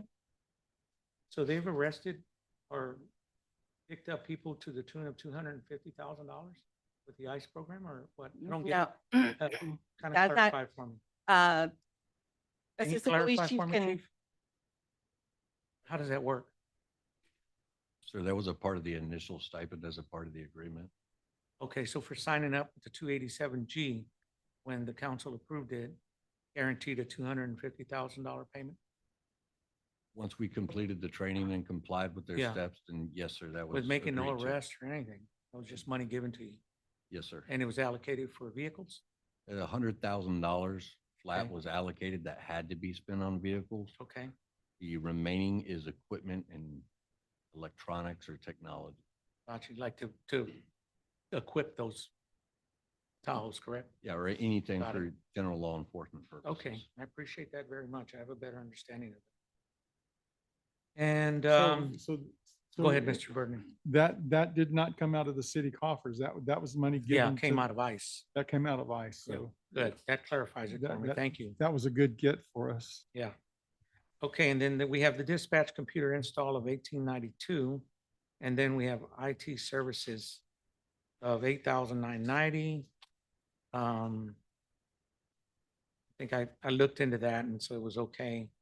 I think the chief of the fire department mentioned this, right? The ladder truck repairs. You mentioned that, was that 6,21 that we had, and that's where you're asking, do you want to keep spending that? Or, look at another alternative?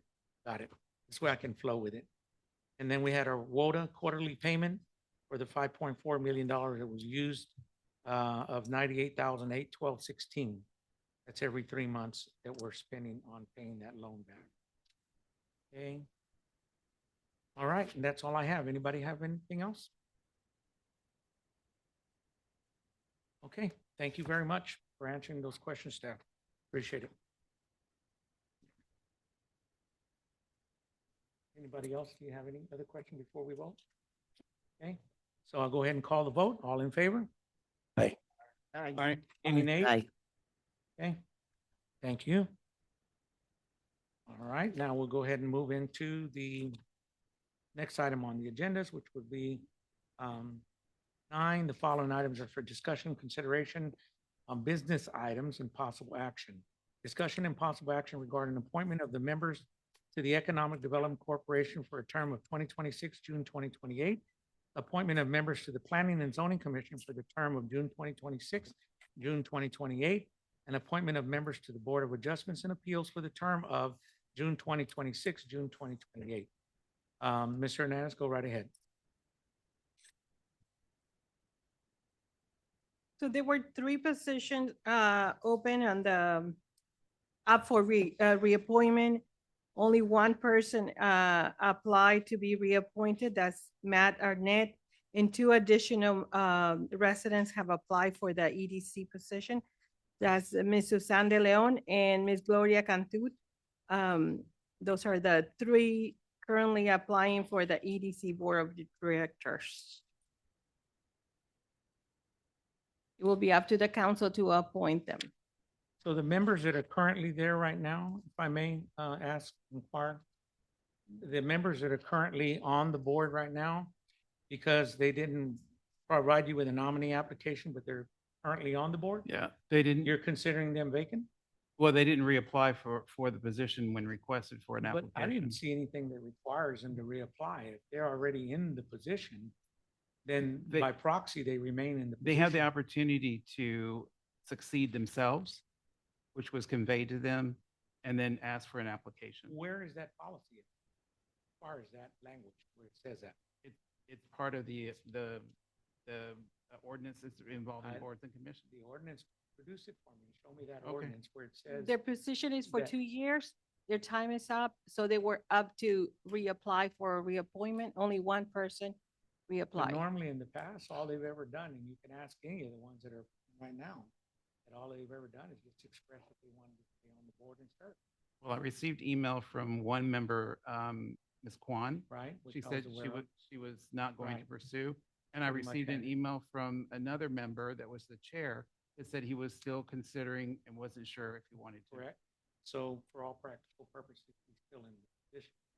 So we have, But he didn't he didn't reapply. but for- there's no policy unless you show me a policy and show them a policy. It doesn't exist. I mean, how can you appoint somebody when they're already appointed? Unless the council Because makes a their term decision and says, is- we don't want you anymore. Right, but their For term, whatever reason, they have the privilege of doing that. but their term ended and they needed to reapply for the position. But where does it say that? That's all I'm asking. Nowhere. Okay, Mayor, may I be recognized? yes, sir. Mayor, I'd like to make a motion to approve the 3 applicants that have applied, Matt Arnett, Suzanne De Leon, and Gloria Cantu to the EDC. And who are you, who are they replacing? They're replacing the 3 that, well, Matt Is reapplying. is reapplying for his own position. So the other 2 positions, they did not make known that they wanted to remain. So for those 2 positions, that would be Enriquez and Ms. Kwan. Yeah. All right. So we have a motion on the floor, entertained.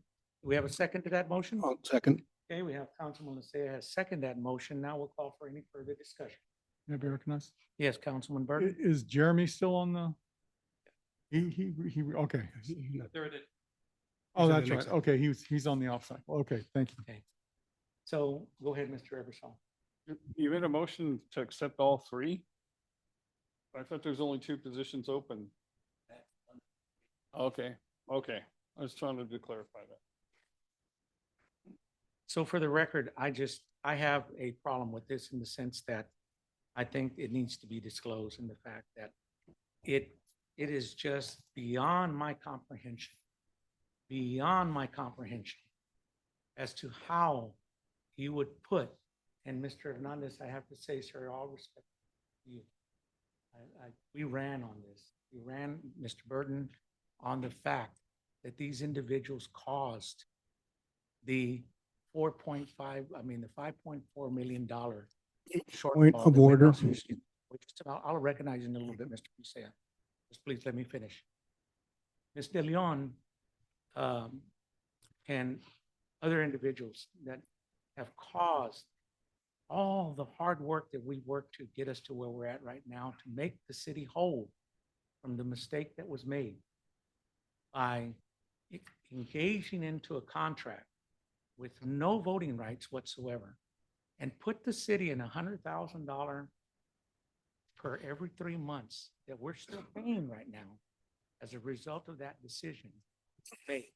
And you, let me get this right, you want to put those people who caused that problem back on a board of an EDC to serve again? How preposterous is that? I don't understand, but it is the will of the council. And I just wanted to put that on the record. Wrong. I think it's wrong that you have replaced members that have brought you to be in a very positive light right now. We're at the cusp of resolving the problem, of resolving the issue of getting and making the city whole and getting your $7.2 million back into the coffers of the city. You don't realize how close we are right now. And with this going on and what's going to happen, it's going to derail everything. Opportunity zone, the negotiations that we currently are having with the partners, the developers that we brought in, and we're so close for them to make us whole. And you're putting, I can't believe, Jimmy, but nevertheless, I respect, May I like I said, reply? respectfully, I respect the decision as a council. Criticizing me, I'm just respecting because we worked so hard to campaign, make sure we replace those people. And then we did, and now you're gonna put them right in a position to cause a problem again. And on that board, that's just my personal feeling. Want it on the record. Done. I'd like to reply, Mayor. Yes, sir, please, Mr. You know, I spoke with Dr. Enriquez and he indicated that, you know, he was going another direction. He was easing into retirement. And so, you know, he did not make himself known that he wanted to attend.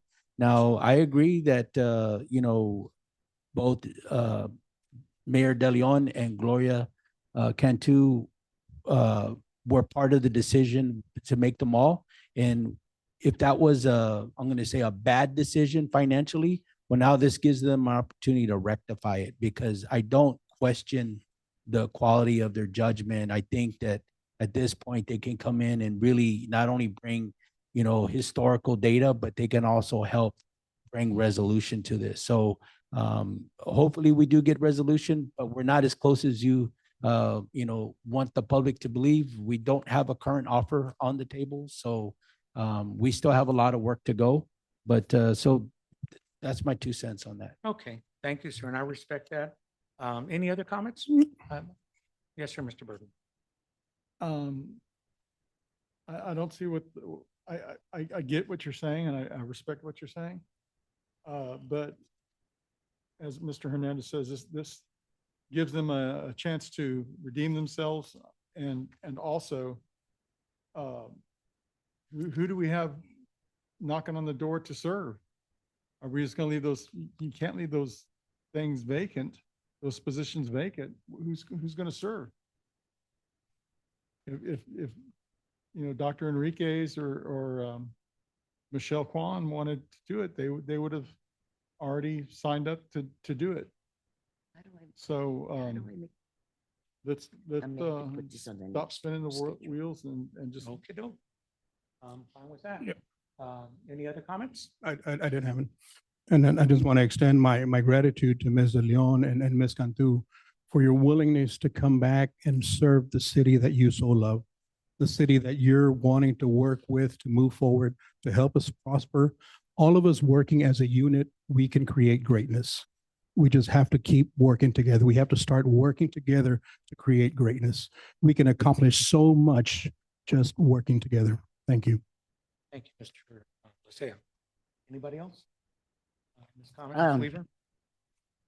Yes, I just wanted to know, was there any other applicants or was this, did everybody know that anybody who wanted to join, I mean, to apply or nominate themselves, or, you know, are they aware of these vacancies? I mean, are these just vacancies that all of a sudden came up and then we just want to fill them with these people and nobody else is? Was May I? put on the website. May I? and it was- Excuse me. Go ahead, Mr. Oh, go ahead. Was put on the website as well as conveyed, and we, in the newsletter as well. I don't go at the website. I don't look at whatever it is on The newsletter. Facebook or nothing like that. I mean, I have a computer for work and that's But it. Did you look at the newsletter? All right? The newsletter? I still can't hear you. The newsletter. Oh, the newsletter. You came out on the newsletter? Okay, I'm sorry then. I didn't read it. I just wanted to make sure everybody knew. Yes. But we've had a lot of missed meetings. We had a missed EDC meeting. We had several council meetings, which we'll address later in the next. I just feel that why do they want to come now? I mean, now that we're working on it and we're almost fixing it, why do they want to come take the credit for it too? And so the thing is that I think everybody has put input into this. As Mr. Burton said, there's no sense beating it over the head. They have made their intentions very clear. The public, not only just in this room, but out there in the video land that we have being recorded, will also see it. And it's documented and very well looked at in the sense that once they see that, they'll understand what's going on. And so we have a motion on the floor. We have a second to that motion. And then if there's no further discussion, let's go ahead and just call the vote. All in favor? Aye. Nay. Okay, we have 2 nays and 3 ayes. Motion carries. The members that you mentioned are going to be part of those boards. Now we'll go ahead and move over into. Mayor, we're still under that item. We need to go to planning Yes, and that's where I was zoning. going to go next. to. Mhm. So now we have the BOA and the P&Z, correct? Yes. So we have the same thing with the BOA and P&Z, and that is going to be the nominees we have for that. And that one, I think there's a gentleman that has a question regarding that. There are 3 vacancies on the Board of Adjustments. They've received applications for 3 individuals. The Planning and Zoning, there's 3 current commissioners on Planning and Zoning, having terms expiring at the end of June 2026. All 3 have reapplied, plus 1 new application. Mark Davila, Vice President of Davila Electric, Eddie Garcia, CEO of Comporsa, and Santiago Ortego, CEO at Southwest Elixirs, and Jose Rincon. Rincon is retired. So let's take the planning and zoning first. So the planning and zoning, what say you, council, as to what you would like to do, and who are you replacing if you're going to be replacing anybody on the P&Z? Mayor, Would may I like be- to be recognized. I'd like to be recognized. Councilman Lysia, go right ahead. Mayor, for the record, I would like to nominate or approve moving forward recommendation for Mr. Davila, Mr. Ortega, and Mr. Rincones for planning and zoning. Okay, and what about Mr. Garcia? There's only three positions available. Okay, so you're saying you're gonna eliminate Mr. Garcia and you're adding Mr. Davila and Mr. Ortega, and who else? Mr. Rincones. And so Mr. Rincones is the one you're replacing Mr. Garcia. Correct. Aye. Is that your motion, sir? Yes, sir. Do we have a second to that motion? Mayor, may I be recognized? Yes, sir, Mr. I'll Hernandez. second that motion. Okay, we have a second to that motion. Call for any further discussion on it. Any further concerns, discussion? may I be Mr. Burton? recognized? Yes, sir. We've got 3 vacancies on the P and Z and 3 vacancies on BOA. Yeah, we're gonna get to the BOA in a little bit. But I'm We're saying on the P and Z. we've got Joe Rincon Mr. Rincon. on both of those. And Yeah, he's expressed an interest, but he can only serve on one, correct? correct. Yeah, I think I know what you're getting to. So, So yeah, please continue, Mr. Burton. so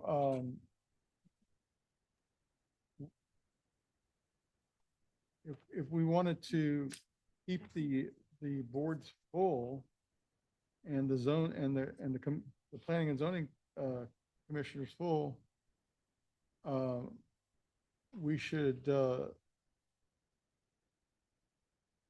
if he's willing to serve on the BOA, that way we'll have a full planning and zoning. We don't have to keep looking for applicants, and we can fill all 3 of these boards tonight. So the motion has been made by Mr. Lassay and second by Mr. Hernandez for accepting Davila, Mr. Ortega, and Mr. Rincones. So you would have to make an amendment to that motion. I would have to amend it. Correct. I would ask Mr. Rincon what his wishes are. If I could. It would basically at the privy of the council, but I'll allow it. Go ahead. Okay, hold on. Hold I on, Mr. I Lassay. know, but before we go any further, Well, he I has don't- the I floor. don't- Excuse me, he still has the floor. So he has to yield the floor and you have to ask for permission to be, or just, tell me I want to say something. Mr. Burton still has the floor and he's conversing with Mr. Ring. I would ask if Mr. Rincon has a preference, that was Yeah, and I'll basically. allow him to come up and speak and do whatever he needs to say in his behalf if he'd like to. Mr. Rincones? Mr. Burton would like to. I was asked to serve and it's an honor to finally serve the city I live in. Okay. And I've been communicating with Mr. Bravo and he told me, Mr. Rincones, you were asked to serve on planning and zoning, but we need you on the Board of Adjustments. And so I told him, Contacted? Mayor, may I? No, hold on, let him finish. and so I'll get you into your minute, Okay. Mr. Yeah, please. I'm willing to serve. I'm new. In whichever capacity y'all decide that will be in the best interest with making sure that everything is in order, I'm game, okay? I have no problem with that, okay? So, it doesn't matter to me if it's planning and zoning, it doesn't matter to me if it's a Board of Adjustments, okay? So I he's just, giving you the I answer. just wanted, I wanted if you had a friend. Okay, Okay, I'm not amending anything. I'll let this. all right. Yield the floor? I yield the floor. Okay, Mr. Lassay, go proceed. Yeah, earlier you had mentioned is being asked, part of my campaign, I asked for citizens to be involved, for citizens to be engaged. And I had a problem with Mr. Rincones being brought up as a willing participant to where we're asking him which way we wants to go. And the gentleman applied, Colleagues. right, and that's fine. But as a unit, we did it together. We all work as one function. So that was just my comment. Mr. Rincones, thank you so much for applying and wanting to help our city. I commend you for wanting to stand up and wanting to come forward. And then that's my, It's come for me to serve. thank you. Thank you, so sir. much. Thank you, Mr. Lassay. Mayor, may I be So- recognized? Yes, sir, Mr. Hernandez, go right ahead. So, I know mathematically, it would make sense to move Mr. Rincon to the BOA. But the reason why I second the motion with him replacing Mr. Garcia is because I have received multiple complaints from both business owners and citizens that Mr. Garcia has gone out and tried to enforce the codes. And, we've explained to him that that's not his job to be code enforcement, but yet he still has that issue. So I don't want to put the city at some kind of liable risk. And that's why I'm recommending to keep Mr. Rincon on the planning and zoning, replacing Mr. Garcia. Okay, and I just want to make sure I'm I'm not taking sides for anybody here, but your concern really you just raised right now, you put yourself in the city in liability with Mr. Garcia because you've accused him of something with no due process. You don't have anything for the public to see that those things are actually documented, complaints, and by who? So before you. May I those reply? Yes, sir. Yes, sir. So I did have a conversation with Mr. Garcia and he confirmed. Okay. So, I mean, All right, so I just, a word of caution, I'll just, as you mentioned, you were looking at liability. So I was just trying to bring that to your attention. Okay, so now, we didn't get to hear from Ms. Garcia. Does the council wish to hear from Ms. Cantu rather and Ms. De Leon as to what they're gonna do on their positions as to, you know, how they want to serve, what they want to do, or are you okay with just moving along? I think Hold this on, is not Mr. the Leslie, venue I here. haven't recognized you, sir. Okay. So what is the wish of the full council, complete, on that? How would y'all like to proceed? Who would like to be recognized? I'd like to be Mr. recognized. Lysia, you may be recognized, sir. I think all the applicants have submitted their applications. They're all in our packages. I think all of us have seen and valued what their input was. I don't think it's necessary at this time to bring them up. Okay, so you're one voice. Anybody else in the council? Everybody okay? Just want to give everybody full disclosure and opportunity to have input. There was one question that was brought to my attention regarding Mr.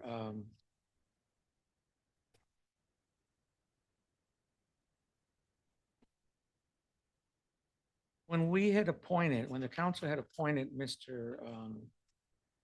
Ortega, Santiago Ortega, I was just curious. He didn't serve 2 years. He'd only served one. Was he feeling, and I think I figured it out. He was doing an unexpired term? That's right. Is it what it was? That's why it Correct. was only 1 year? That's what I thought it was. He asked the Okay. same questions. Yeah, that's good. So we answered it. All right, great. Thank you. We have a vote on the motion for acceptance on it. So all in favor? Aye. aye. Any nays? Aye. Any nays? Nays? No nays? Okay, so to consider all ayes? 5 ayes? Okay, 5 ayes, no nays. Motion carries. Thank you, council, very much. Let's move on to the next item on the agenda. Okay, discussion and possible action regarding resolution 2026-15R related. Mayor, Point I'm of sorry, order, let me see Mayor. here. Board of Adjustments, correct. An appointment of members to the Board of Adjustments and Appeals for the term of June 2026, June 2028. So now let's move on to the Board of Adjustments. How say you, council? Who would like to be recognized? I would like to be recognized. Councilman Burton, go right ahead. So I would move to make a motion to fill, boy, they are gluttons for punishment. Former council member Lamar Gillian and former council member David Sellers to the BOA for their next 2-year term. Is that a? Okay, I'd do we have- ask- let's go ahead and move with a second. Mr. Burton, are you yield? Okay, we have a second to Mr. Burton's. Mayor, may I be recognized? Yes, sir, you may. I'll second that motion. Okay, you have a second to it by Councilman Hernandez. Now I'll call for any further discussion. Anybody have any questions or concerns that you'd like to bring to the attention?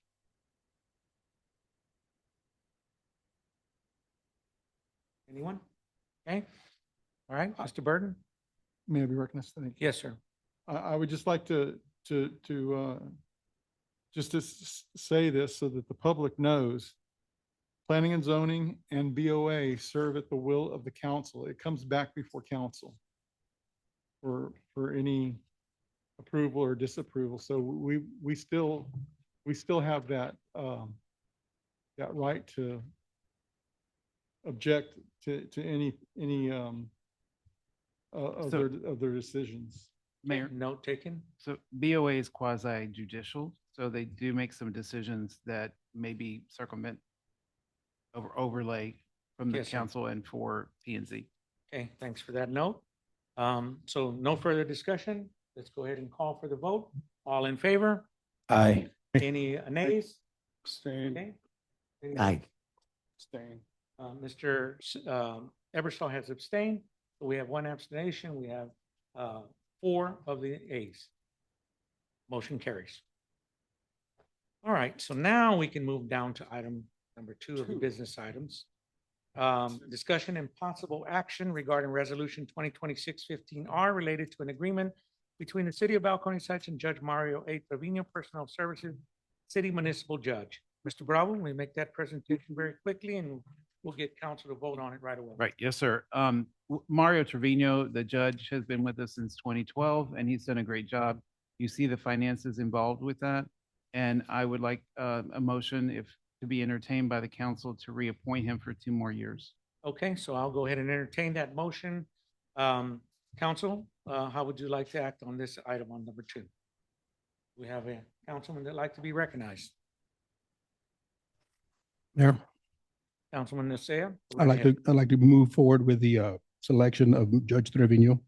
Okay. So item number 2, you move forward to go ahead and accept and relate it to the agreement on the 2026-15R. We have a second to that motion.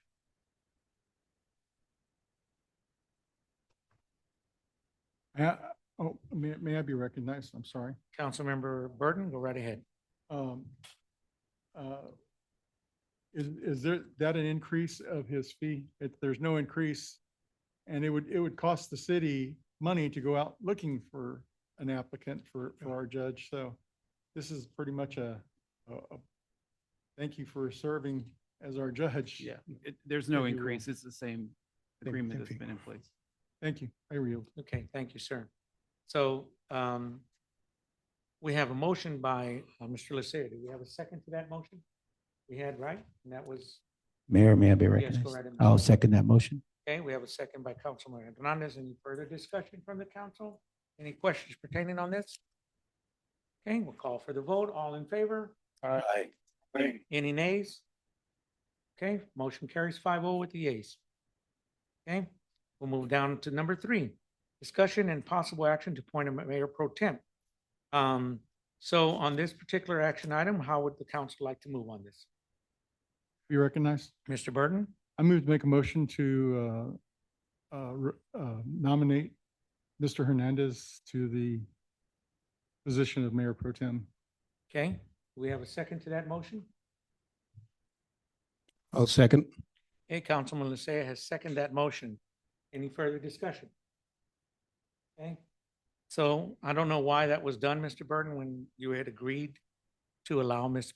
Weaver to take her place back?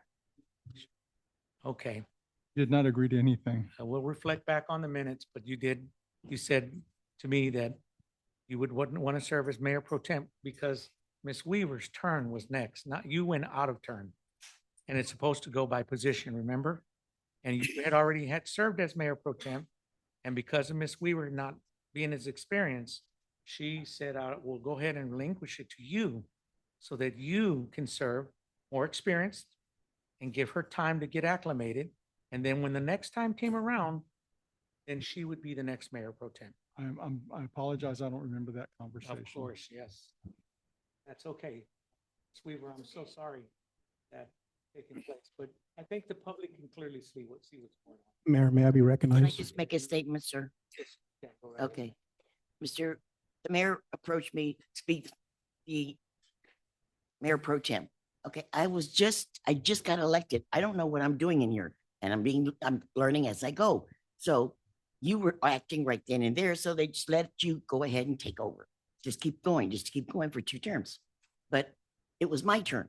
I just was not intelligent enough to say, yes, I'm going to go over here and make a fool out of myself. I wanted to know what's going on first before I decide to be the pro temp. So I gave it to you. But if you don't want me to be the follow-up, that's fine with me too, because that's showing me who you care about. Thank you, Ms. Weaver. Mayor, may I be recognized? Yes, go right ahead, sir. And it's just my view and my opinion. If this is going to create a uncomfortable situation, then I'm going to make, if we can still pull back the motion and say, let's go back with what our ordinance says and follow the ordinance so we don't have this problem moving forward. Okay. And thank you, Mr. Lysia, for that. And that would mean that it falls to Ms. Weaver. No, sir. She was next in line. No, sir. It belongs in place number 2. It would be me. No, sir, it belongs to her. But No, it's okay. no, It's sir. okay. I'm not going to argue. we can see clearly what's going on here, and this is a political maneuvering, and it's fine with it. Sir, It's we fine, are part of the abiding, process. we are abiding by the ordinance Okay. as written. All right.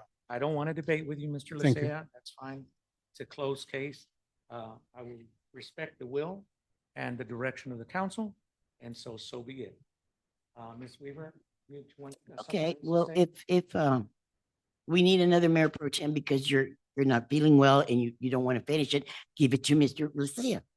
He appointed, He's number going two. outside, yeah, he's going outside of the numbering and he's going with Mr. Hernandez. So that's the motion on the floor. They're not following proper procedure, either with you or with Mr. Lysia's position. So it is the will of the council. They have gone against their own policy, whereas they Well, want us to Right. follow it. So the ordinance states that you will go in order. So if place one's 1-year term is done, it can roll over to place two. The ordinance also allows to go outside of that order and the council can select. Right. uh, And so what happened, So, Mr. so Trevino? so Since either one of those Yeah. would comply with the ordinance as written. You weren't here at the time, so just to FYI you, what happened is exactly the way I said it. And Mr. Burton knows that, but maybe perhaps because of the situation he's been involved in, he doesn't remember. I don't know, but I don't think it's relevant at this point. The fact is, it is the will of the council, and I respect the will of the council. I will, oh, may I be recognized? Yes, sir. I will remove my motion and let somebody else make a motion. Yeah. So is your motion for someone else to make a motion? I will, I think we So have a if- motion on wait, the floor right now. It hang has on. to be an amendment, So, Two removals. unless he withdraws. Right. I'm withdrawing my motion. So Okay. Your withdrawal is accepted. We had a Right. second, didn't we? We No, I have a don't think- second to it? No? Okay, so then we can go ahead and withdraw it. And then whoever else would like to be recognized?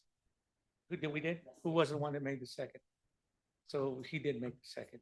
So then the motion is in motion. As you remember, we have to follow through either of that, whether it get an amendment to it and we vote on it, and we Correct. come back to the original motion. the Councilman Lysia can also withdraw his second if he so chooses it to simplify. Okay.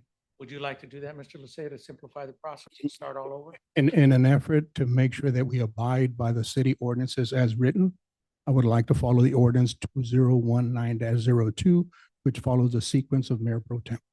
Okay, so then they would fall to, that's where I'm trying to understand. See, so because Mr. Burton was Mayor. out of order. Mayor, may I be recognized? And then, in other words, if it would go back, it would rescind back because that was the agreement originally to go back to Ms. Weaver so that when she got 1 year of experience under her belt, she would serve. Is there a reason why y'all don't want Ms. Weaver to serve as mayor? Mayor, the question is not who we want.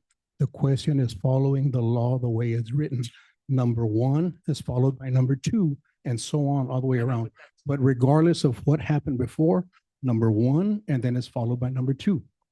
But my That's what point I'm is- asking, is that we follow the ordinance the Yes, way sir. it's written. Just speaking about this, but just briefly, the reason I'm saying is because y'all were already ready to make the motion to go outside of that ordinance, and we had to come back and change it. So then now you want to go to adhere to the ordinance, but you weren't going to do it. Right. Or- The ordinance has two options. Either follow the numerical order of the places of the council members, or council can make a separate motion to elect outside of the sequence numbers. All right, so Ms. Weaver, basically, it's just the mayor pro tem. I don't want to Whatever be they where do, I'm not yeah. wanted, okay? It's very obvious why they don't. They can say whatever. They just want, don't but like it's my obvious. opinion, that's all. Yeah, okay. M- Sounds Mayor, good. Okay, so we have Mayor, a motion may I on the be floor. recognized one more The time? What is the motion again, Mr. Lysia, since you were the one that made the motion to follow the ordinance? To follow So city ordinance, Specifically say who is the one that's going to be the mayor pro tem. city ordinance reads, we should follow And who sequential is that? order. Follow in numerical order, number Okay. one, then number two. So tell me, who is that? Right now, from what I am seeing, Councilman Juan Lesea is in place two. Okay, so you will be the mayor pro tem. Correct. Okay, at least that's being proposed right now. We have a second to that motion to make Councilman Lysia mayor. I second it. Okay, Councilman Weaver is second that motion. Thank you very much. I'll call for any further discussion. Okay, all in favor? Aye. Aye. Any nays? Nay. Okay. And nay also, Mr. Eversol? Okay, 2 nays, so it's 3-2 vote. The nays carry it. Mr. Lysia, Mr. Lysia, Mayor Pro Tem from this point on. Okay, moving on to the next one. Item number 4, discussion and possible action regarding using hot funds for exploring a convention center. Councilman Jimmy Hernandez, you have the floor.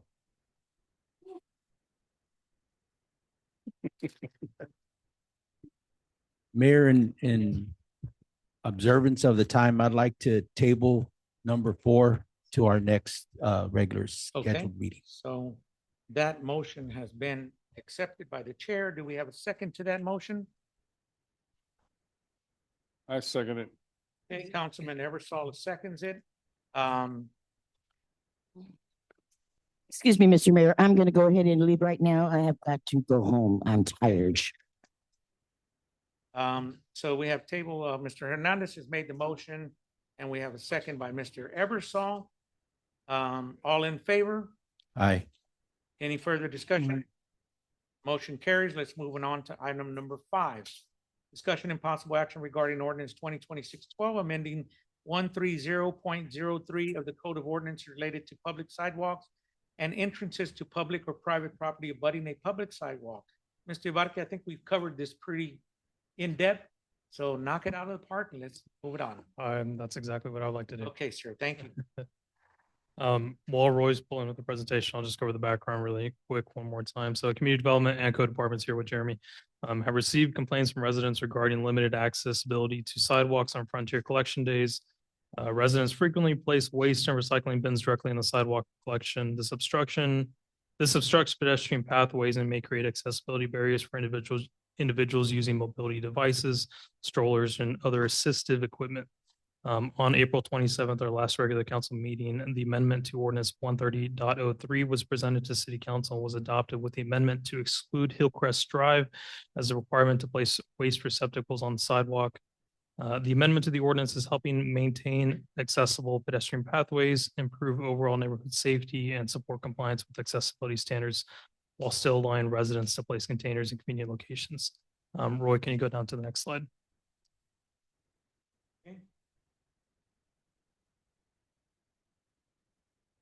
I'll quickly go over because like I said, the conversation last meeting was to include Balcony Heights Road.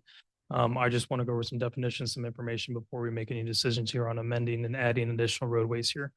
So definitions within our ordinance, collectors, Balcony Heights Road, Gentleman Road, and Dewhurst Road, minor arterials, and just to clarify, these are roadway classifications within our city. Minor arterials are going to be Hillcrest Drive, Balcones North, and Spencer Lane. And the major arterials are going to be Fredericksburg Road, Crossroads Boulevard, via Crossroads, and Babcock. TxDOT definitions. So our local roads primarily serve to provide access to abutting land, provide high access and limited mobility. So think of all your residential neighborhood roads. Those are going to be your local roads. Collectors will usually serve moderate traffic volumes and provide circulation between local and arterials. Think Balcony Heights Road south, if you will, because north is going to be anything above Fredericksburg Road going to the access road for 410. Scroll down a little, Roy, for arterials. Arterials are going to provide major travel between major points. Again, Fredericksburg, Crossroads Boulevard, via Crossroads, Babcock. Those are going to be our most well-traveled roads within the city, excluding 410 and I-10. Minor arterials, we do have Hillcrest Drive there, but it is not nearly frequently as traveled as those other 4 roads that I mentioned. Scroll down, please. So for our roadway design manual, this is from TxDOT's standards. I just want to point out for our collectors, these roads are designed for speed 35 to 40 miles per hour with a travel lane width minimum of 11 feet. Our arterials design speeds are for 40 to 45 miles per hour. Travel lane width minimum is 11 feet. As we start going into the next slides, I just want to keep in mind 11 feet is the minimum for a lane to be width-wise whenever we're traveling down either Hillcrest or Balcony Heights Road. I have a couple cross sections of Hillcrest and Balcony Heights Road just to point out that there are multiple different widths on these roads, but at no point will adopting this ordinance infringe or encroach on the right of way or their ability to travel the road and not hit these trash cans, right? So Hillcrest Drive right here, we have a width for one lane, 21 feet. Scroll down, please. We'll move these pretty quickly. Another Hillcrest cut out here, 17 feet width.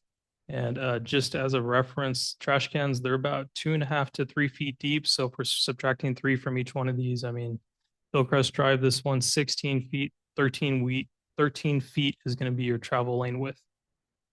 This one's going to be Balcones Heights Road, 15 feet width. You'll have 12 feet if there was a trash can placed there, meeting the minimum requirement. Another Balcones Heights Road cross section there, 15 feet, 12 feet would be your minimum width if there's a trash can placed there. Scroll down, please. One last one on Balcones Heights Road, 16 feet. We would have 13 feet to travel freely. And as a reference, car widths are about 7 to 9 feet. I mean, there's plenty of space for you to be able to avoid hitting a trash can that's placed on any of these roadways. Scroll down, please. Okay, so some traffic safety facts. Pedestrians are defined as any person on foot, walking, running, jogging, hiking, sitting, or lying down. We presented this ordinance amendment back in April so that we can ensure that pedestrians are traveling safely on our sidewalks here and not being forced into roadways. So in 2023, the most recent approved data that has been adopted by NHTSA, about 7,314 pedestrians were killed in traffic crashes, an estimated 68,244 pedestrians injured in traffic crashes. Killed, and then injured. 74% of pedestrian fatalities occurred at locations that were not intersections. These pedestrians, again, these are all just walking, right? 7,000 were killed just walking on the sidewalk or forced on the roadway. 68,000 were injured. And then 74% of these fatalities occur in locations that were not intersections. So don't think of crosswalks, think of, cars veering off the road or hitting somebody that's forced on the roadway, right? Not traveling on the sidewalk. So most pedestrian deaths, 60% occur on high capacity urban roads. So think Hillcrest, think Fredericksburg, think our major arterials and our minor arterials where we're not really proposing that we place these trash cans on the sidewalk, right? Just on those roadways. So these roads suffer from a design conflict between providing destinations or stores or restaurants that people need to access along high travel speeds that often prioritize vehicle movement. Scroll down to the next slide, please. Ordinance 130.03. Again, our purpose is to maintain accessible pedestrian pathways, improve overall neighborhood safety, support compliance with accessibility standards, which would be TAS, the Texas Accessibility Standards is kind of how Texas follows the minimum width of sidewalks and minimum width of roadways. This is going to lower the potential of pedestrians' injuries or fatalities in Balcones Heights, and it follows our City Plan 2040, right? We support walkability that was identified there.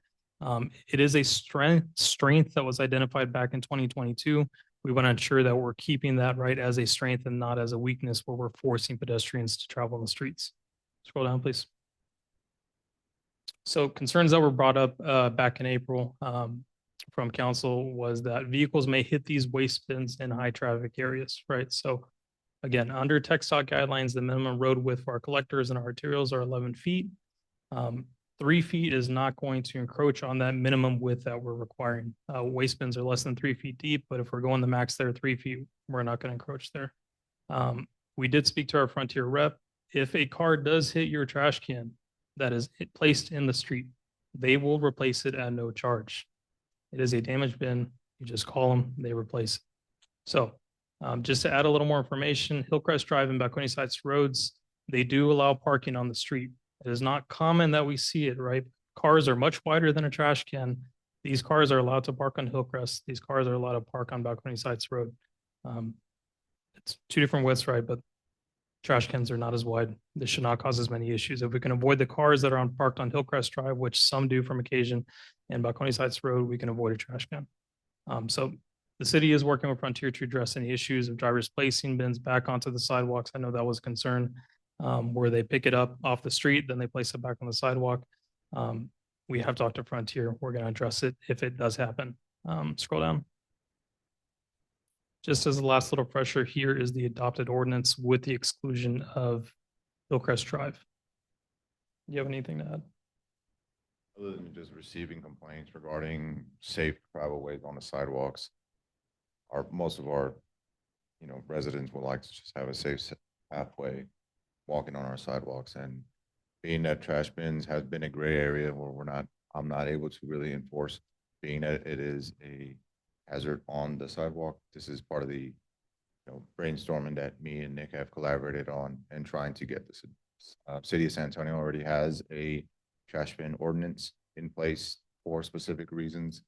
So we're just trying to also think of our residents as well. Just out of curiosity, how did you come about learning this, or somebody provided it? Yeah, we received complaints from citizens that are forced into the street whenever there's collection days. So it happens all over San Antonio, all over Bear County, right? San Antonio does have an adopted ordinance. They don't do a good job of enforcing it though, but we did receive complaints here in the city. Those that are either in an assistive device that need to travel along the sidewalks, or even those, that may have a stroller or something like that, that's, going by, you're forcing them into the street, into that traffic. So we did receive complaints from citizens. So how say you on this item? What would you like to do? We go for motion, then discussion, then motion, or how does? Would you, you want to make a motion? Oh, yeah, Okay, go ahead. motion, and then Yeah, I'll go have, ahead. and I'll make a motion that we move forward with this ordinance. Okay, so you want to move forward to take action to approve that ordinance? And do we have Come a back for second discussion. to Mr. Lysia's motion? Mayor, may I be recognized? Yes, I second the motion. okay, Mr. Hernandez is second that motion. Any further discussion? Mr. Eversol? You said Hillcrest is exempt from this one? Hillcrest is exempt. Okay, very good. That Just was as that long was as the we solve amendment that was last provided week. back in April. Okay. Yeah. Very good. Mayor, may I be recognized? You still, we still have a motion on the floor. Okay. Do you want to, comment? Go ahead. On the ordinance, I see where we mentioned science, basketball, goal objects, standing or placing objects on sidewalk or pathways. Do we need to add or specify vehicular vehicles parked on the driveways obstructing the sidewalk? So if I can just quickly make a point of order for Mr. Lysia. So are you offering an amendment, Mr. Lysia? Or Right, you right wanna now, just ask him a right now I'm question? asking a question. Okay, Defer to Jeremy if he can enforce Yes, them. I believe I am able to enforce a vehicle blocking the driveway, which would be the pathway for our residents to be walking. I've addressed some vehicles that have parked in the pathway of the sidewalk, and residents been more than willing to just move out the vehicle either a little bit further up in the driveway or put it in the. Okay. Yes, sir. Okay, so there's I no remember- need for change, it just, yeah. it's covered in its entirety with this. Okay, thank you. So any other questions? So I do remember seeing a vehicle, and I know who it is, that was there in the street, and that therefore following after that, a complaint came about vehicles being in the way of the sidewalk, which nobody ever, in 40 years or so, has ever had a concern about that. So I kind of saw through this ordinance, that's why I was asking who, but of course, it's irrelevant. But I can see what the purpose behind it is, and I know who the author of it is. So, I just want to clarify that I don't know any specifics on anybody, right? We've received, 5+ complaints from citizens on different ones. So, and if we see a gap in the ordinance, we're going to address it. And again, we don't want to be part of that statistic that I presented. We want to make sure that we're ensuring safe traveling walkways for our pedestrians. There are, but we want to be able to provide a safe sidewalk for them to, right? They have the option. We can't force them on the sidewalk, but we can't, force them in the street either. okay, great. So we have a second by Mr. Hernandez. Any further discussion? Okay, all in favor? Thank you. Hey. Any nays? All right. Okay, so we have 4 ayes, motion carries. Let's move on. Mr. Hernandez, item number 6, discussion and possible action regarding adopting resolution 2026-16R to collaborate with the Family Assistance Crisis Team. Go right ahead, sir. Mayor, I'd like to table this item for the next meeting. Okay, so we have a second to that motion to table the item. I'll second. Councilman Burton has been recognized and he will second it. Call for any further discussion? All in favor? Aye. Okay, motion carries 4-0. 7, discussion possible action regarding terminating the visitor center project. I think this is just a matter of formality, Mr. Burton, is that correct? Yes. Yeah, okay, go right ahead, sir. I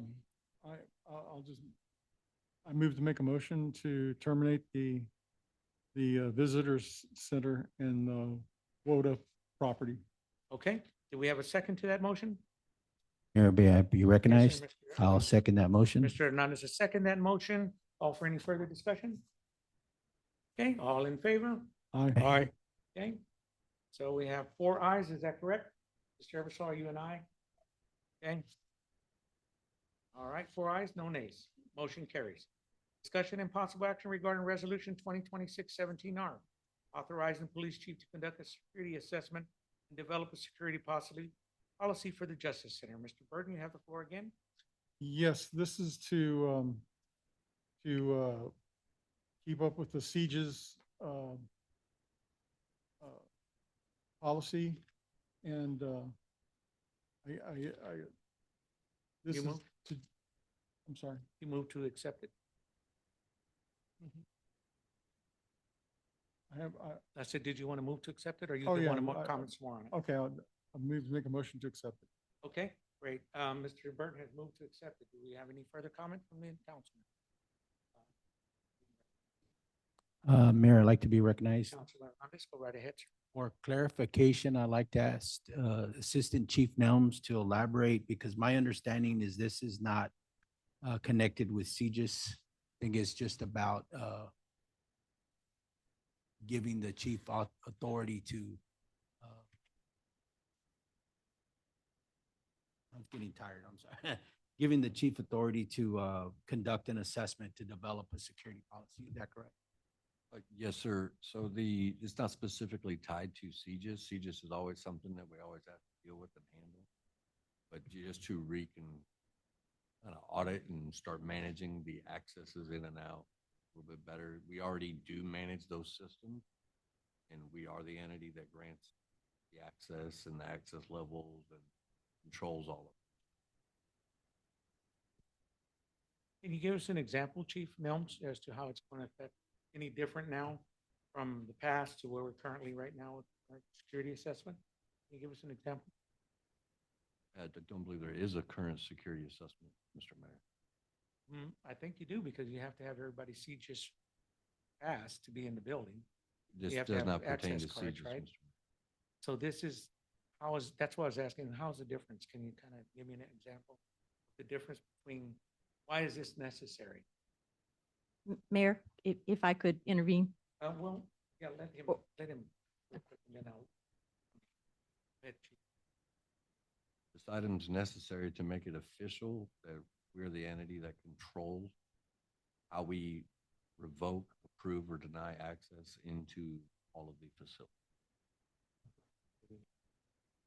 So neither does the city have an actual written policy on what it does and how it does that. So the recommendation is to have a policy, conduct the assessment, right? Because not only do you have CJIS here, but you have court, and the requirement for Right. court is that you have a written policy regarding security when you have court in the building. So that's the other reasoning for that. And then the other reasoning for that is to show that this, again, knock on wood, heaven forbid, you have any sort of catastrophic event. As a method of defense for the city is to show that you actually have a written policy and you conduct. Okay, so what the chief will then do is basically just conduct an assessment and come back and let us know what that assessment is and the recommendations, correct? And then we'll approve it then, correct? I don't believe that's how it reads, Mr. Mayor. It's directing them to conduct that assessment Yeah, that's what I said. and Discuss develop it and implement it. authorizing the police chief to conduct a security assessment, develop a security policy for the Justice Center. Then it comes back to the council for approval, correct? Well, that's the way I understood it. Is that correct, Mr. Burton? Since you authored it? That would be correct. Okay. This is just to give him To start the process. the starting process, and then any additional, as it says here, financial impact, it would come back for the budget process or July whatever, meeting yeah. and budget. Okay, good. That's what I wanted to put on the record. Sure, I understood that. Okay, did we have a motion on that? I got tied up on none, right? Yeah. So, I'll move to make the motion for the security assessment. okay, Mr. Burton has made the motion. Have a second to that motion? Second the motion. Okay, great. So then we have a second by Mr. Hernandez. No further discussion? You ready for any discussion? All in favor? Aye. Okay, motion carries 4-0. All right. Number 9, discussion possible action regarding review and updating agreement with Clear Channel Outdoor, Inc. and the City of Balcones Heights. Ms. Hernandez, please brief us on that. Okay, so Tom Lanfer from Clear Channel came to us asking us if the city will consider to amend their agreement with the city. Right now, currently, the city is just allowing him to have 2 signs, the digital signs in the city. He wants to move one that's in the city of San Antonio to move it to the Balcones Heights. And you can see it on the map. I think he included map. Unfortunately, he had to leave. But currently is where the United Rental is gonna be. Is it United Rental? I think it's United. But it's on the city of San Antonio. And they just want to move it, relocate it to the city of Balcones Heights, and it's gonna be a digital sign. So what we are asking from the city, the council, is to say if they want us to proceed to work on the amendment to the agreement, and we can bring the agreement to the next council meeting. Of course, we're gonna do research on prices on how much they're paying to other municipalities. That way it could be very similar to what they should be paying us.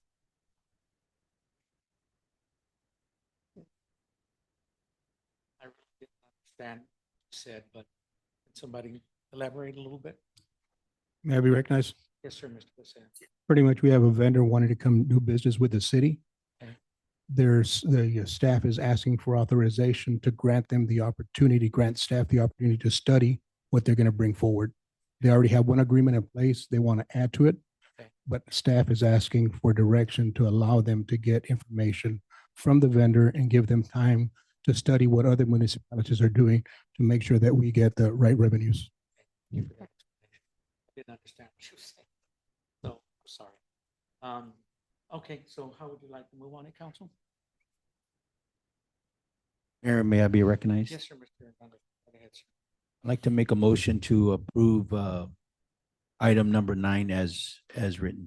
Okay. Mr. Hernandez has made the motion to approve. Do we have a second to that motion? I'll second. Okay, Mr. Lysia has second. Call for any further discussion, any questions? May I be recognized? Yes, sir, Mr. Burton. Nick, this would have to go, this would have to go before P and Z for the sign standards and, No, this agreement would be presented to council directly. okay. And they would have to abide by our current digital sign ordinance. It is currently an ordinance, how the contract is adopted, so we would pass a new ordinance for a new contract. Okay, But that would go to council for approval. okay. Okay, great. So we have the motion on the floor, second. I'll call for the vote. All in favor? Aye. Any nays? Motion carries 4-0. Item number 10, discussion and possible action regarding training and travel by elected officials. Councilman Jimmy Hernandez. Go right ahead, sir. Thank you, Mayor. Yes, sir, Mr. Hernandez. You have I'd the like floor. to propose to the council that we put a policy in place that will allow any elected official to attend any EML official training or event. And then anything that's outside of TML would require a council approval. And it would apply to all elected officials. Okay, and can you restate that again, sir? So I understand. I'd like to make an ordinance that would allow any elected official to attend any TML training or event, you know, if they're able to do it. And then anything that's outside of TML would need to be approved by the council. Okay, got it. So Anybody that wants to have any TML training, it's fine. Anything outside of the TML training, you're asking for. Correct. Okay, got it. All right. Do we have anybody have a second to that motion? I'll second. Okay. Mr. Lysia has seconded that. Now, does that apply also to the employers or just strictly the elected officials? Just elected officials. So what- Well, that would be up to the city administrator to determine what employees are going to go to what trainings. But we're the ones, particularly like, just for clarity, the city administrator is supposed to come to the mayor for permission to leave. That hasn't been done since you've been here. I would disagree, sir. I think the city administrator would have to ask the council.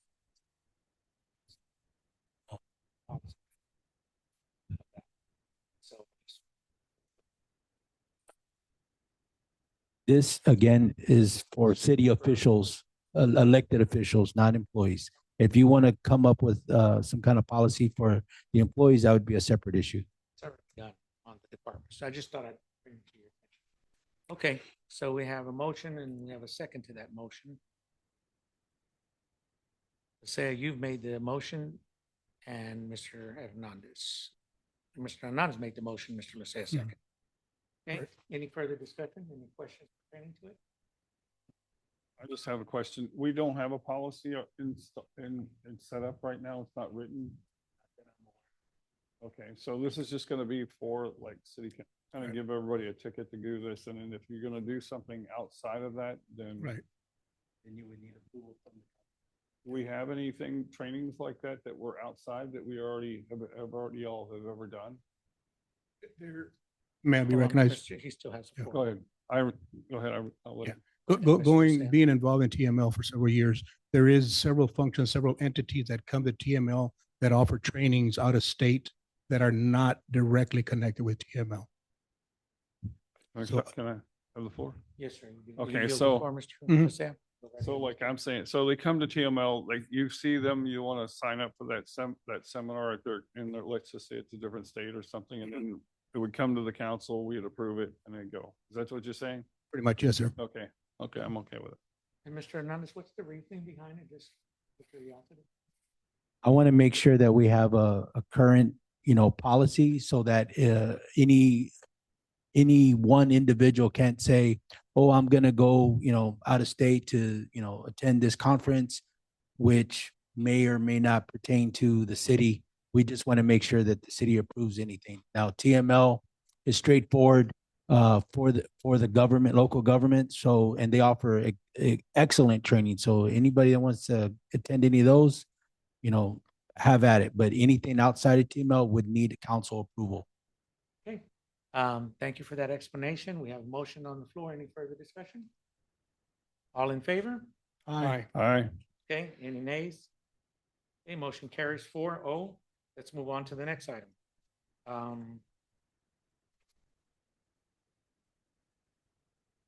The next item will be item number 11, discussion and possible action on the first amendment to the lease contract for Space A.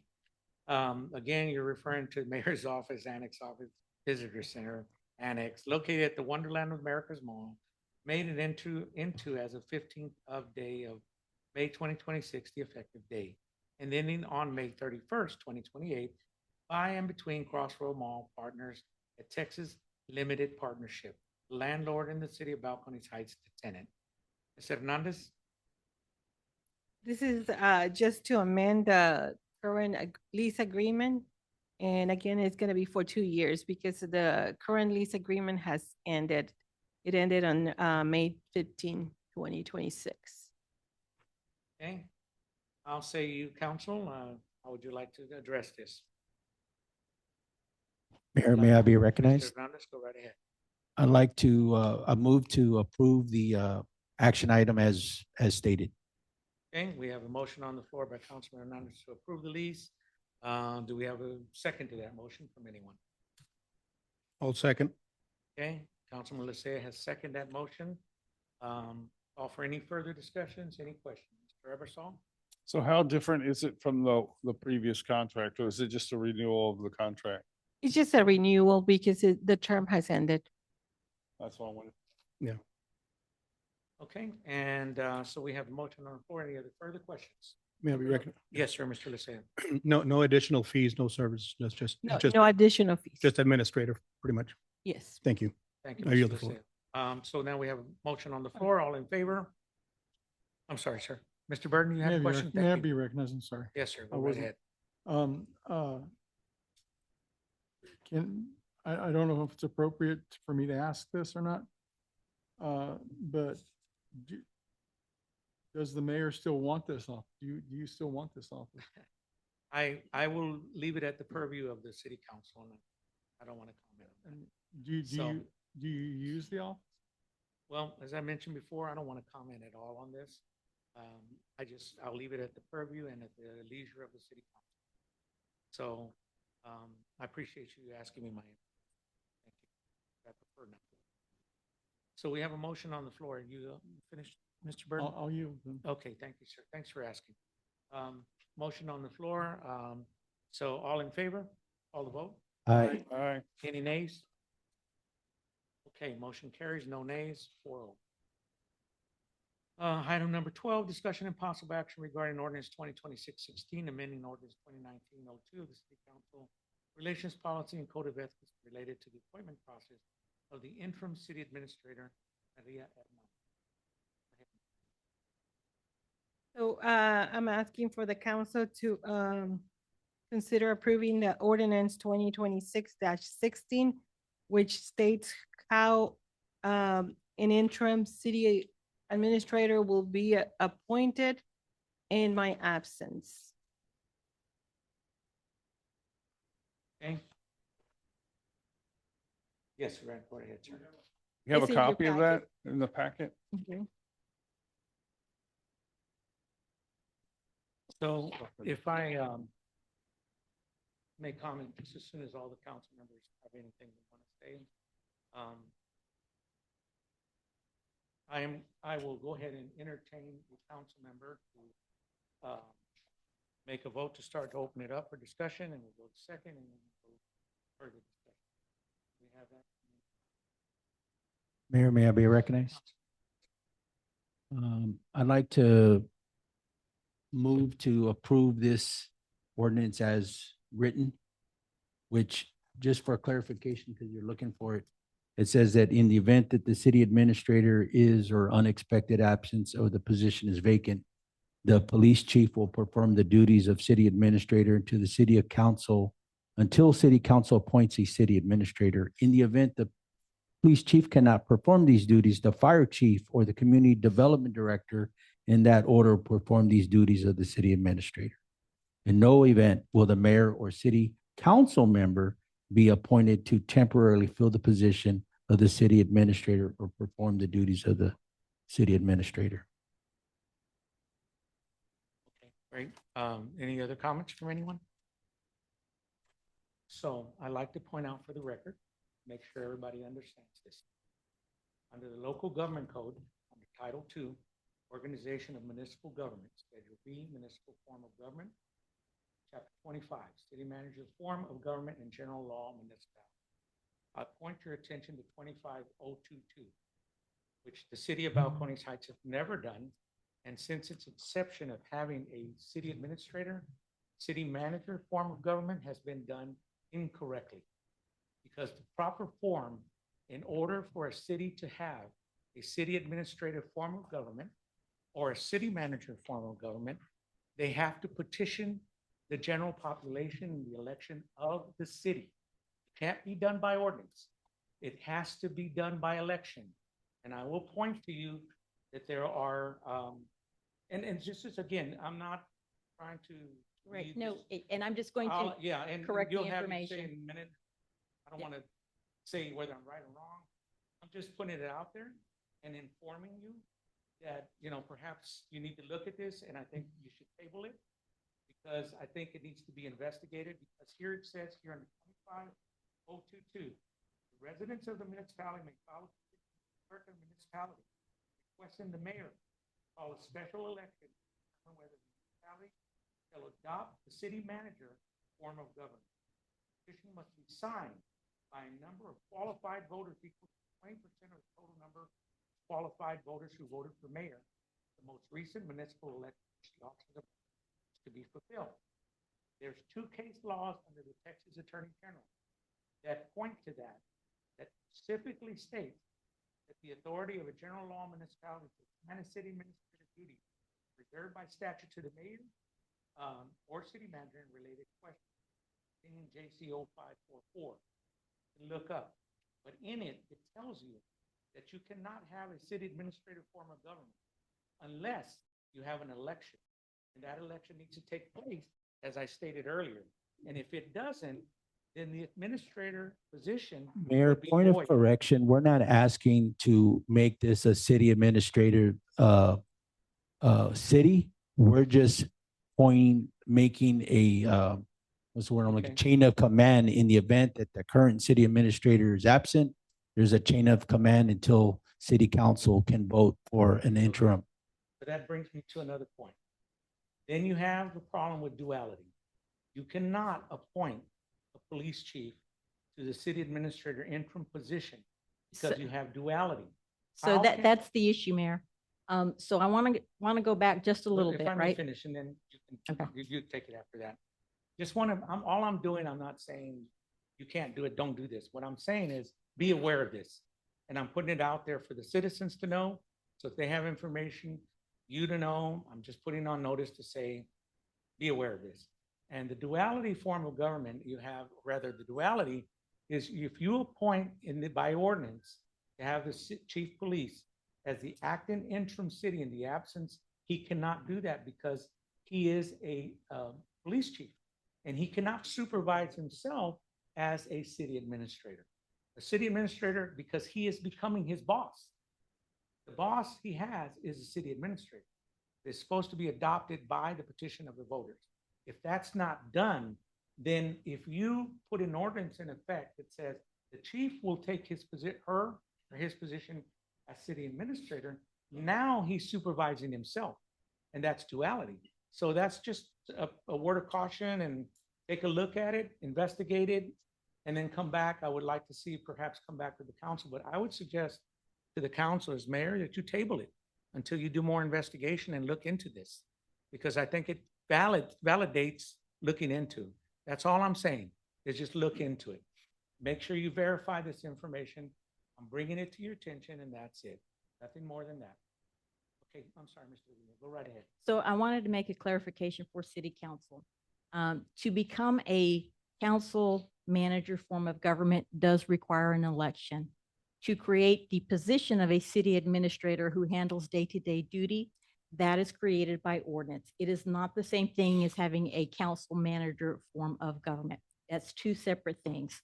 What the city has in place is a position created for somebody who handles day-to-day routine activities as directed by the city council.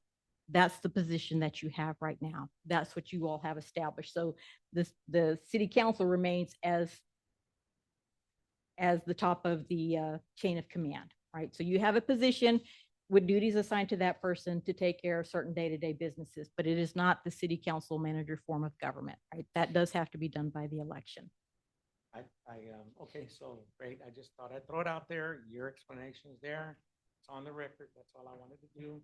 I think I would suggest to the council members, again, urgently suggest that you know, table this item and get it investigated and get a legal opinion of a good source. Get a legal opinion with the Attorney General, go through, you know, the proper research for the Texas Local Government Code under 25022, and just look into it. As the mayor, that's all I'm doing is bringing it to your attention and bringing it to attention. So thank you very much. How say you, council, is now that you have this information on hand, how would you like to address it?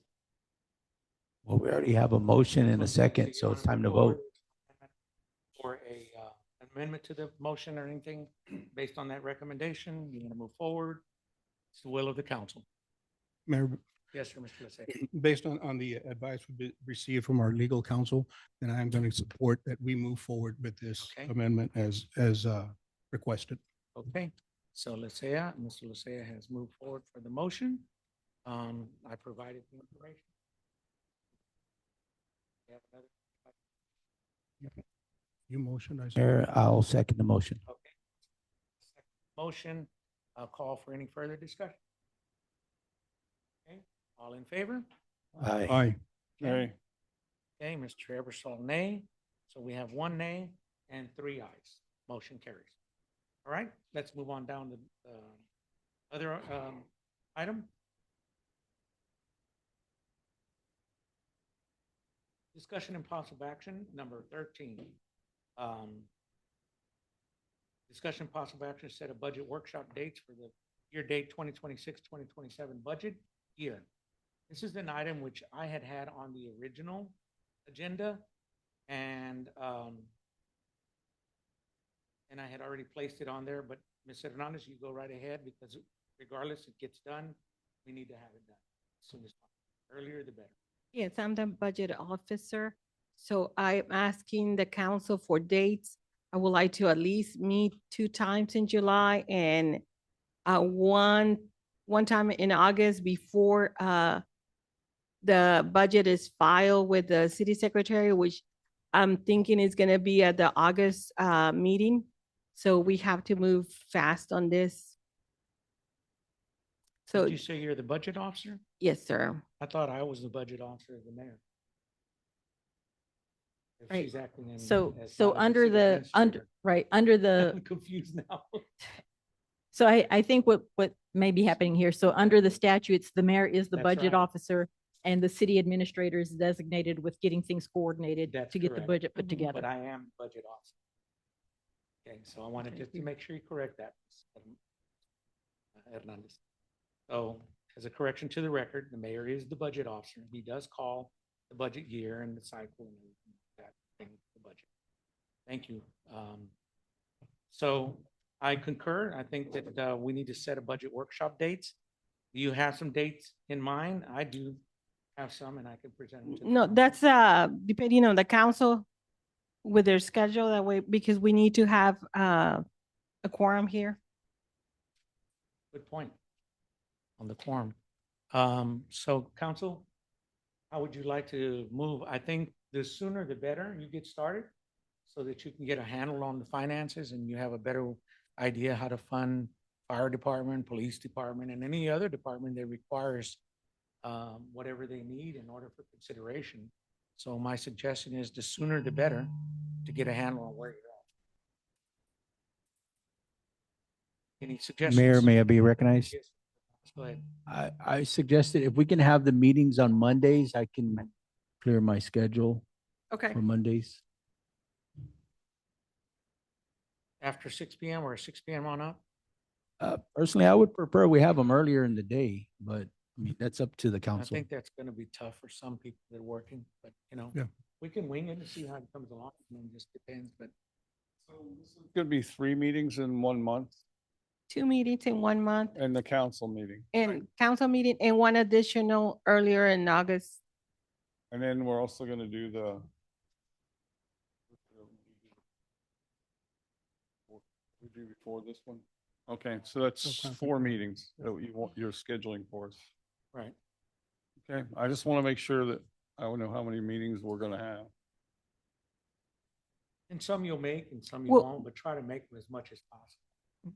Will you be able We to make it understand. at 6 PM, Mr. Eversole? I don't know, you're asking for time that I don't like to allocate. Okay. For extra things. I'm the only person running my company right now, so when I don't show up, I don't have a company. So Okay. you're actually buying my time and I'm losing money because of that. So let's make it tentative 6, and then if you can make it, can't, we understand. He's made it clear that he may have some conflicting schedule on it. Until like 13-hour days right now, and Mondays is one of the days I work 13-hour days. I work Monday, Tuesday, and Friday. Thursday, sometimes I take it off and or at 6 PM, and then other days I don't.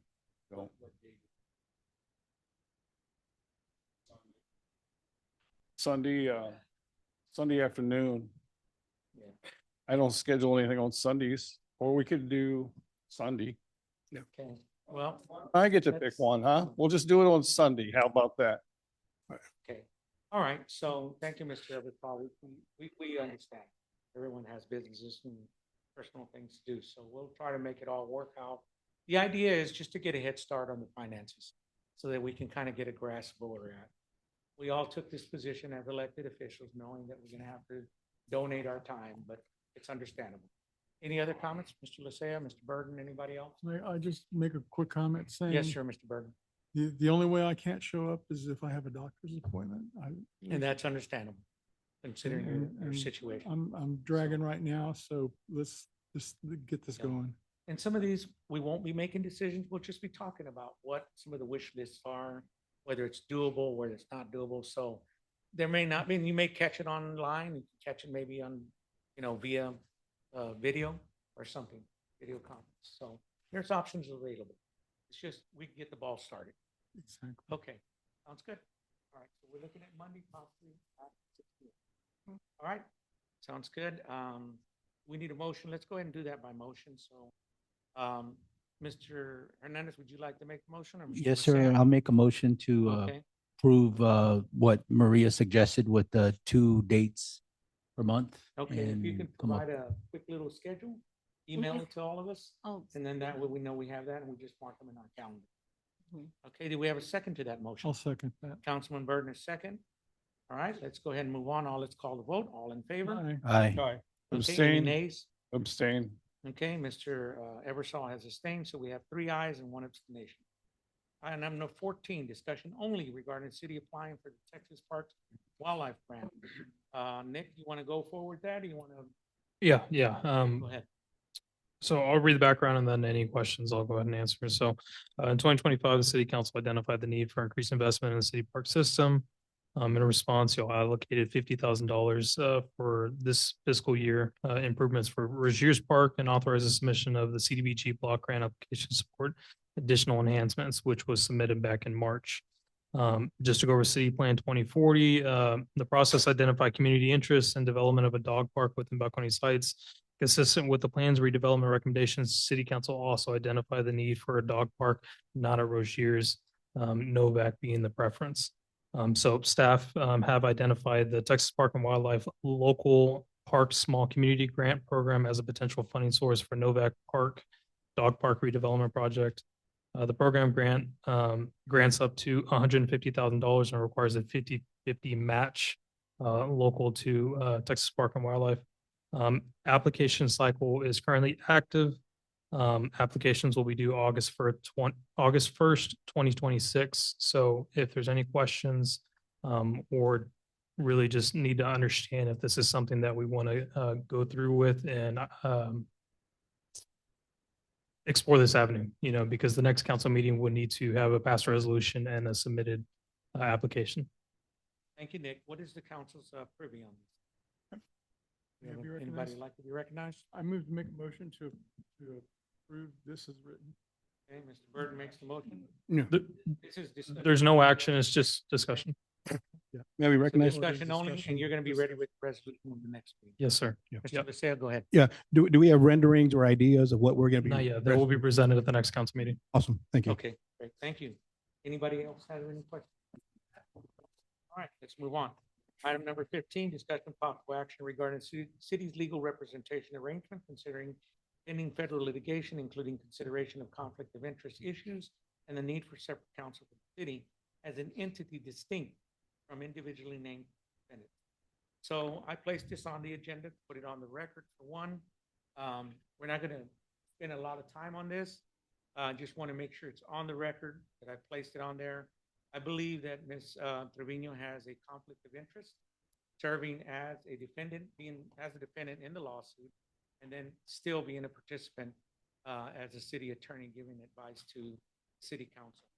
Whether you agree with me or not, we're going to roll through this very quickly. I just yes, wanna sir. So bring it just to for your the attention. record, I'm going to go with the and not. Yeah, and so in case that it is, no problem, we move forward. I don't have an issue with it. I don't want to spend a lot of time on it. I just want to put it on the record. And that's it. May I be recognized? Yes, Mr. Hernandez. I move that we table items number 15, 18, 21, 22, 23, 24, Hold on, hold on. 25, Hold on, start- 26, Go slow. 27. Hold on, I'll repeat start them. over. Okay. What's that? Item number 15, 18, 21, Okay, 22. Excuse me, point of order. Number 15 is already being discussed, so we're on that. Okay. So we're already into that, so we'll go with after 15. Go ahead, Okay, 18, okay? 21, 22, 23, 24, 25, 26, 27, 29, 30, 31, and 32. All of these items have pertained to the current lawsuit that the mayor has against the city. And I move to table these items until after litigation has been completed. Okay, so that's an incorrect item. To discuss the actions regarding an update on the grant of $250,000. That has nothing to do with the lawsuit. Discussion on the city administrator hike and bike trails, or 21, did you say, or 20? 18, you have listed in your Okay, 18. amended, Congressman, I mean, Mhm. we're getting an update of where we're at on that. What's wrong with that? Citizens deserve to know where that money is. you at. have all these items in your lawsuit, sir. So I made my recommendation. I made my motion. I beg to differ, but I'll go ahead and entertain a second to that motion. I can see the, go ahead. So second to that motion. Awesome. Okay, Mr. Burton has seconded that motion. So let's go, make sure we understand. Item number 18, you want to table it? When you want to say table, you want to table indefinitely? Or you said until the lawsuit gets resolved? Until the completion of the lawsuit. I would say, I have to say, this is highly abnormal.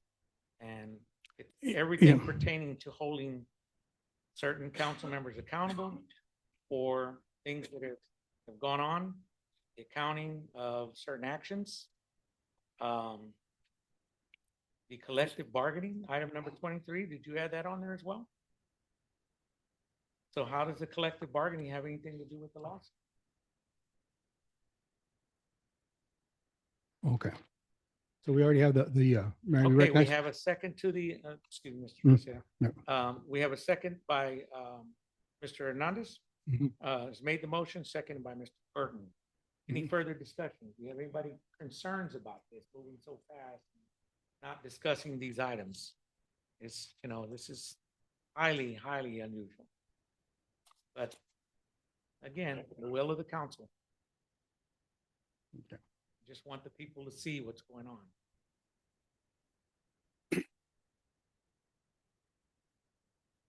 So we're going to be removing item 18, correct? Discussion action on the citizen Castro. Item number 20, is that what you said? Okay, item 21.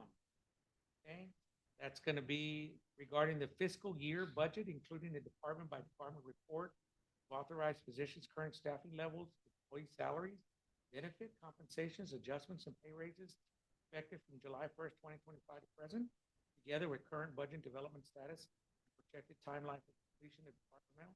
That's not in the lawsuit. Mayor, may I be recognized on that one? Let me finish with Okay. Mr. Hernandez. So that's not in the lawsuit, Mr. Hernandez. Why do you want to remove that? Do you recall that mention of those items in the lawsuit? So No, sir, they're not in there at all. you have a motion and a second. Yes, and then there's call for discussion.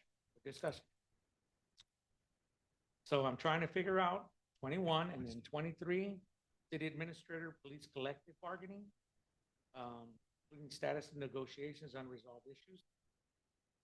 You don't want to find out what's going to happen with the collective bargaining? Determine how you can address that with your budget process?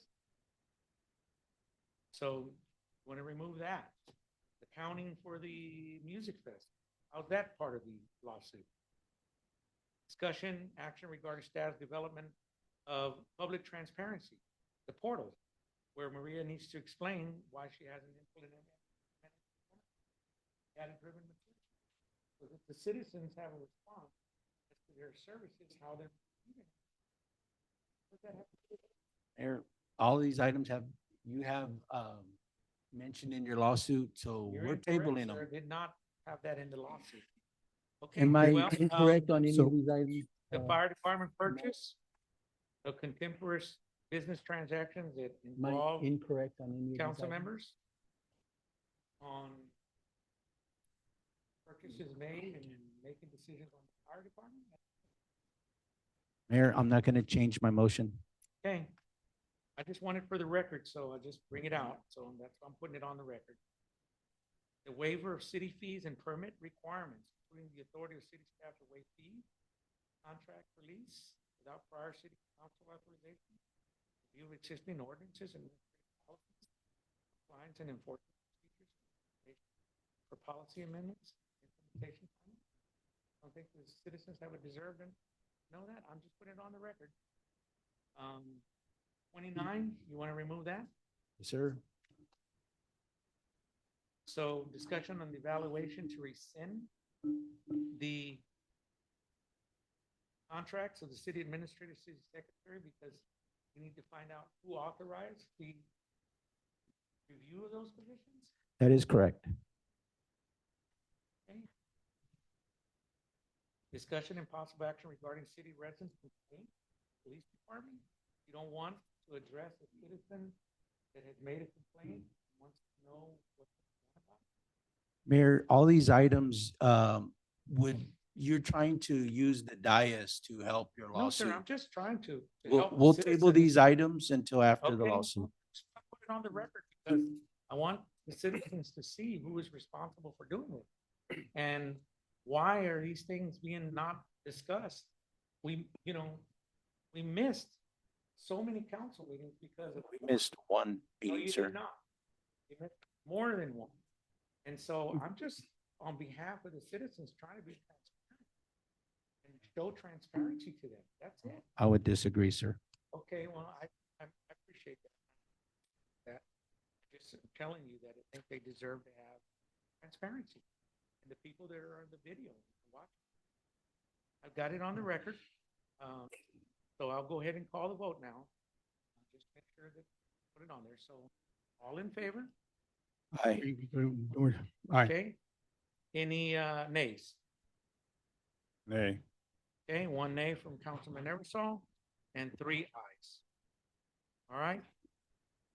So now let's go back and help me Mayor, determine which are the ones we got to go to. We got to go to 19, correct? 16 is next. Is Mayor, 19 also Mayor, real included? quick. No, sir. Okay, so we got to go to 16 from the 15. So we're still on 15 right now. You actually made a motion out of order because we were on 15. Well, I made a motion to table that as well. Mayor, may I be recognized already in the before we process jump, of before we discussing jump back around? Huh? I know I missed it, but I wanted to make a comment on the Okay. items that were jumped around or missed or asked to be moved. I've gone through my package and I see no supporting documentation for any one of these items. Okay, so There's We- there's we go. nothing that I can use to support my decision to move anything. well, So I I'm appreciate that gonna very much. go ahead and agree the way I did with my vote as problem. moving forward. As Mr. Hernandez said, no problem. We'll move forward and the motion's already been made. Second has been made to it. Right. And then now we're calling for the vote. We called for it. There's been 1 nay and 3 yeas, so motion carries. No biggie. Okay. Okay, I just wanted to make sure I put it on the record. That's all. All right, so now we are not going to discuss item 15. We're not going to discuss item 17. No, excuse me. Did you strike item 17 as well? The next item is 16. Right, but did you strike item 17 just so I'm ready No, for sir. that? Okay, good. All right, so item 16, discussion action, possible action regarding the use of hotel motel tax funds or city funds allocated to the 2026 Balcones Heights Tejano Music Fest for the purpose of securing and operating a vendor booth used to promote the political campaigns of Councilman Jack Burton and Councilman candidate Juan Lasea during the city of Balcones Heights, May 2nd, 2026 early voting period and general election cycle. This item includes consideration of whether the expenditure of hot funds was appropriate and in compliance with applicable laws, policy, and ethical standards governing the use of public funds and consideration of any next steps consistent with applicable laws and ethic policies. This is an item that I placed on the agenda, and I'm calling for basically an investigation conducted. And I think that we need to find out what happened here. It's a matter of FYI for the public to know. This was a complaint filed by Ms. Vanessa Martin, brought it to my attention, and she was the one that asked me to look into this and find out why was only Mr. Lisea and Mr. Burton during a campaign allowed to use a vendor booth and to investigate and ask for the city council to look into this for her. So I'm just bringing it as, again, another FYI. This is not me. This is a citizen that has a concern. She wrote an email to Ms. Hernandez, brought it to her attention as well, and she brought it to my attention. So I'm bringing it to your attention. Mayor, may I be recognized? Yes, sir. Go ahead. In the April council packet, it was, I guess you can say, determined that the funds used for the Fiesta event were coming out of the council's budget because we had already exceeded the amount that was available for hot funds for the arts. And so as a correction, these were never hot funds to start with. Okay. But it's still taxpayer dollars were used. Yes, sir. Okay. So But just to regardless whether make hot sure funds, that, just to make we sure we understand it's not correct hot that. funds. And Right. then my understanding is that, anybody who wanted to be a vendor, all they had to do is come and, apply and pay the fee. I shouldn't say a fine, but the fee. And I understand that Tracy Eversole got a booth and Jack got a booth. So I don't if Vanessa didn't apply for it, I don't understand No, what she the didn't problem know. is. Nobody was told. That's what her complaint was. Nobody was. She attended all of the council meetings. I remember Roy talking about she was told. The distinction here is. Sir, I have very, not very- relinquished the floor and you keep interrupting me. Want to go that route? Go ahead, sir. You have the floor. I haven't not relinquished the floor. So, Ms. Martin had attended all the city meetings leading up to the election, and she was fully aware that the vendor booths were made available. And so I would say that, if it didn't occur to her that she could have done that, that's on her, right? It occurred to Jack, obviously, that he could, purchase a vendor booth. Now, my understanding, I wasn't there. I had to attend my daughter's wedding out of town. But my understanding was that it was a flop anyway, because everybody was from the city of San Antonio and there was so much partying and action going on. Jack, all he did was hand out some lights and stuff, necklaces. But anyway, I'll yield the floor. Thank you, sir. Mr. Burke, go right ahead. I would like to present my paid receipts that I paid for my vendor booth, just like Mr. Eversole paid for his vendor booth. I did not go out seeking any money. I went out there. I didn't know who was from Balcones Heights unless I actually knew him as a, apartment owner or apartment person or resident. There was people I saw out there from Balcones Heights, but most of the people were from San Antonio, and I was just out there to promote my campaign. And like I said, I've got my permit and I've got my receipt, and I don't see that I did anything wrong. You finish, sir? Would you like this? No, I'm not the complainant. Ms. Vanessa is Martin. I just told her I would make sure that it would be addressed, bring it to the attention of the city council. And the distinction, I guess, that I see, and I just wanted to let you know, Mr. Hernandez, is that distinction in political business. Eversole had a business vendor. He had a business, not a political vendor space. And that's the distinction. When you're using city funds or any kind of top funds or anything like that, you have to be very careful in whether you use it for political purposes, and the city can be construed as a participant promoting the campaign. And in this case, a citizen felt that way. So she wanted me to make sure that I brought it to your attention. And that's all I'm doing. Okay, may I be recognized? Yes, sir. Two avenues on that one. The one that comes to mind is we paid, or Mr. Burton paid $50 to express his freedom of speech. You know, we paid to express our freedom of speech. Now, you've made reference to hot funds and city dollars and things of that nature. This is not the first time it's happened. If you go back in April, I think you yourself were handing out flyers for Ms. Vanessa Martin at a city function, at a city paid function. But, I mean, we can agree to disagree, but we must put out all the information equally. We cannot be picking and choosing what we're going to give out. I was not handing. And we can agree to disagree. That's fine. And again, we can agree to disagree that you were out there supporting Ms. Vanessa Martin. And you know what? And that's beside the point. I yield the floor. Thank you.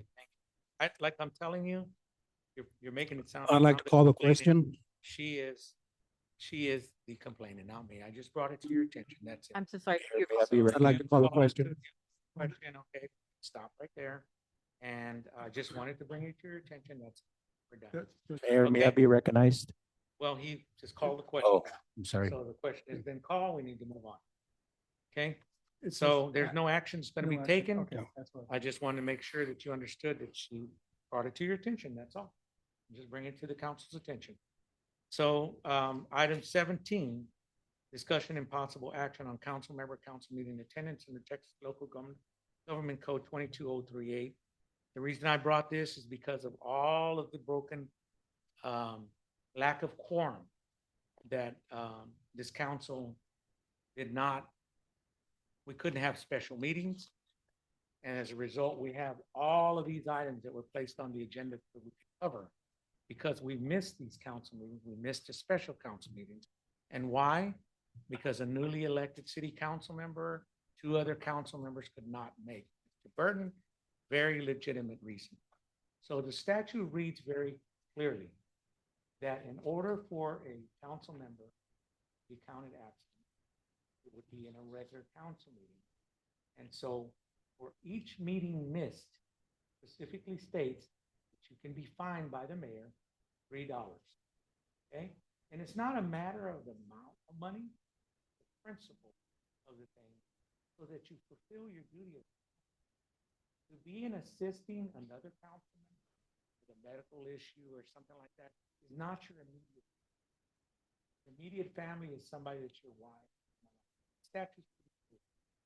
You have to have, you know, a personal reason for it, and that you should at least let the mayor know that you're not going to make the meeting. Joe doesn't tell me who didn't make the meeting, who's not going to make. You have to figure it out by the persons that say they're going to show up and the ones that don't show up. It was very simple. If those special meetings would have been called, I would have been the tiebreaker. So it doesn't take a rocket scientist to figure out what was the reasoning.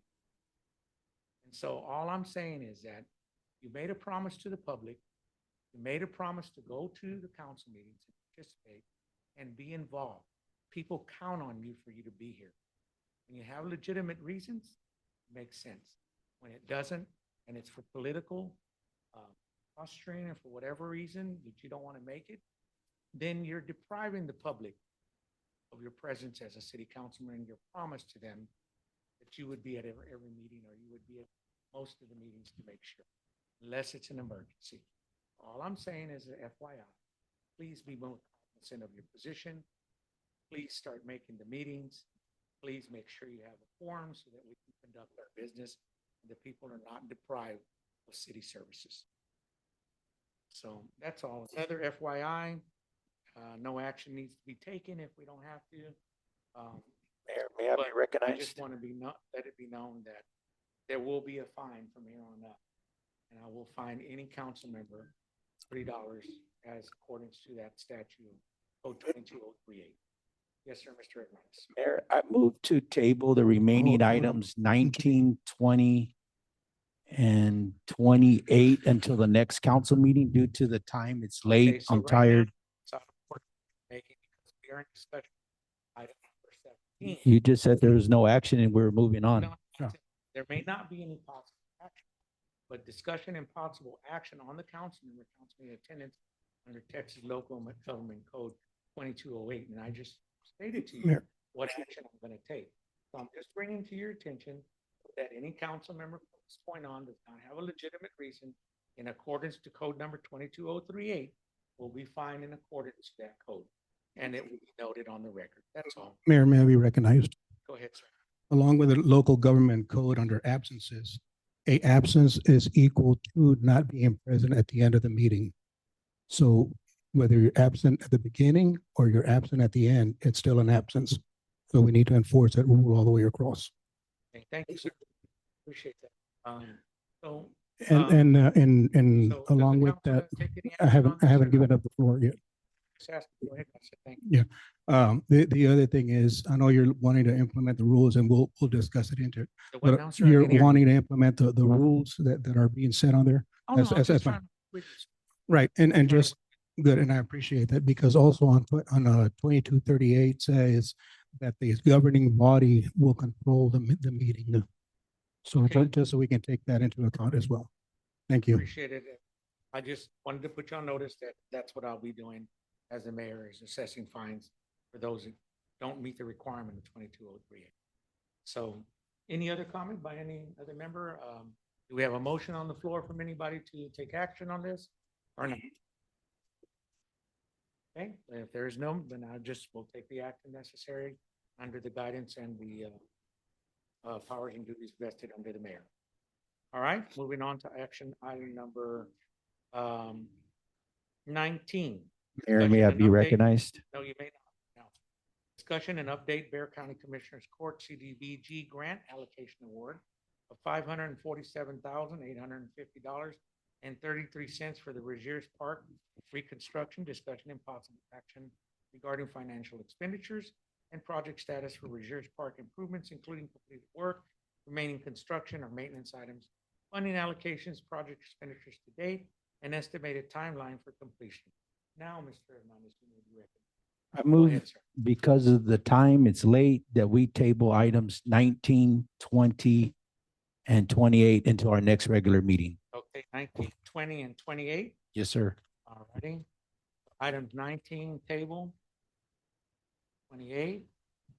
Okay, and 19. 20. 20, table. And number 19 here, table. Okay, we have a motion on the floor. Do we have a second to that motion? Second. Who's the second on that?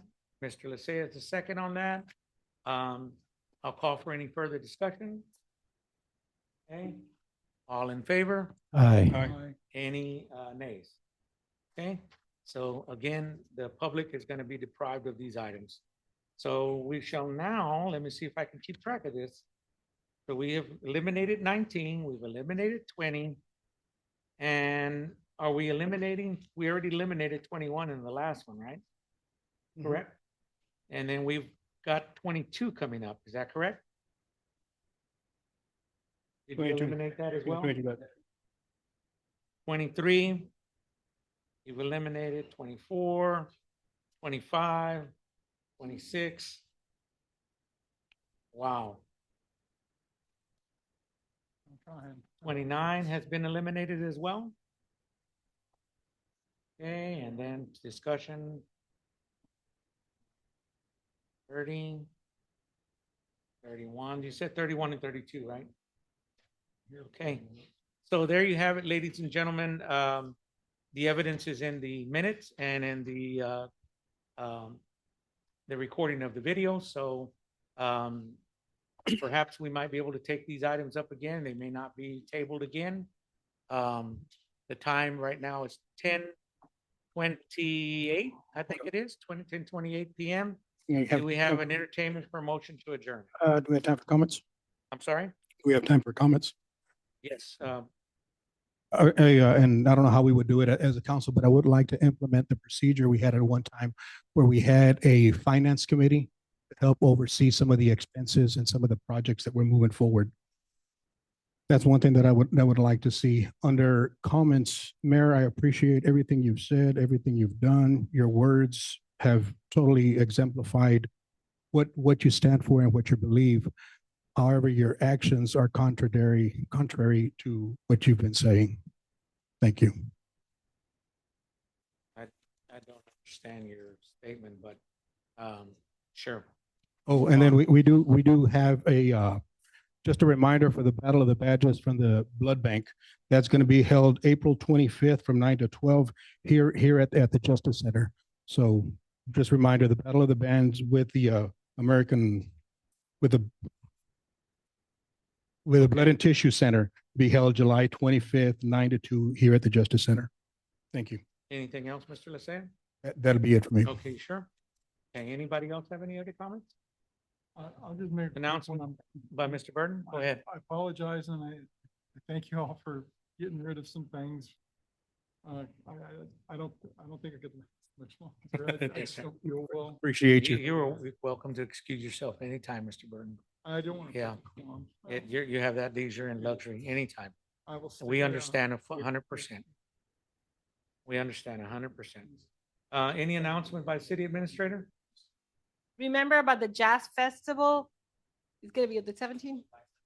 July Yeah. 17th, and we'll be sending invitations for the VIP. Okay, make sure you provide us with an update on where we're at right now. Roy said he was gonna do that. Give us an update where we're at on the Jazz Fest in terms of how you're running it, what's the agenda like, what's it gonna be, like times and stuff like that.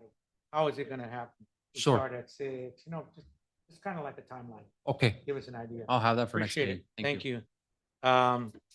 Mayor, may I be recognized? Agenda item request by mayor and council members to be placed on future city council agenda. Let's get that out of the way real quick. Go ahead. Anything else, Mr. Eversol, Mr. Hernandez, Mr. Lysia, Mr. Burton? Any agenda items? Okay, Mr. Hernandez, you have the floor. I move to adjourn. Okay, do we have a second to that motion? Okay, second has been made. The time is going to be 10:29 PM. Thank you, everybody.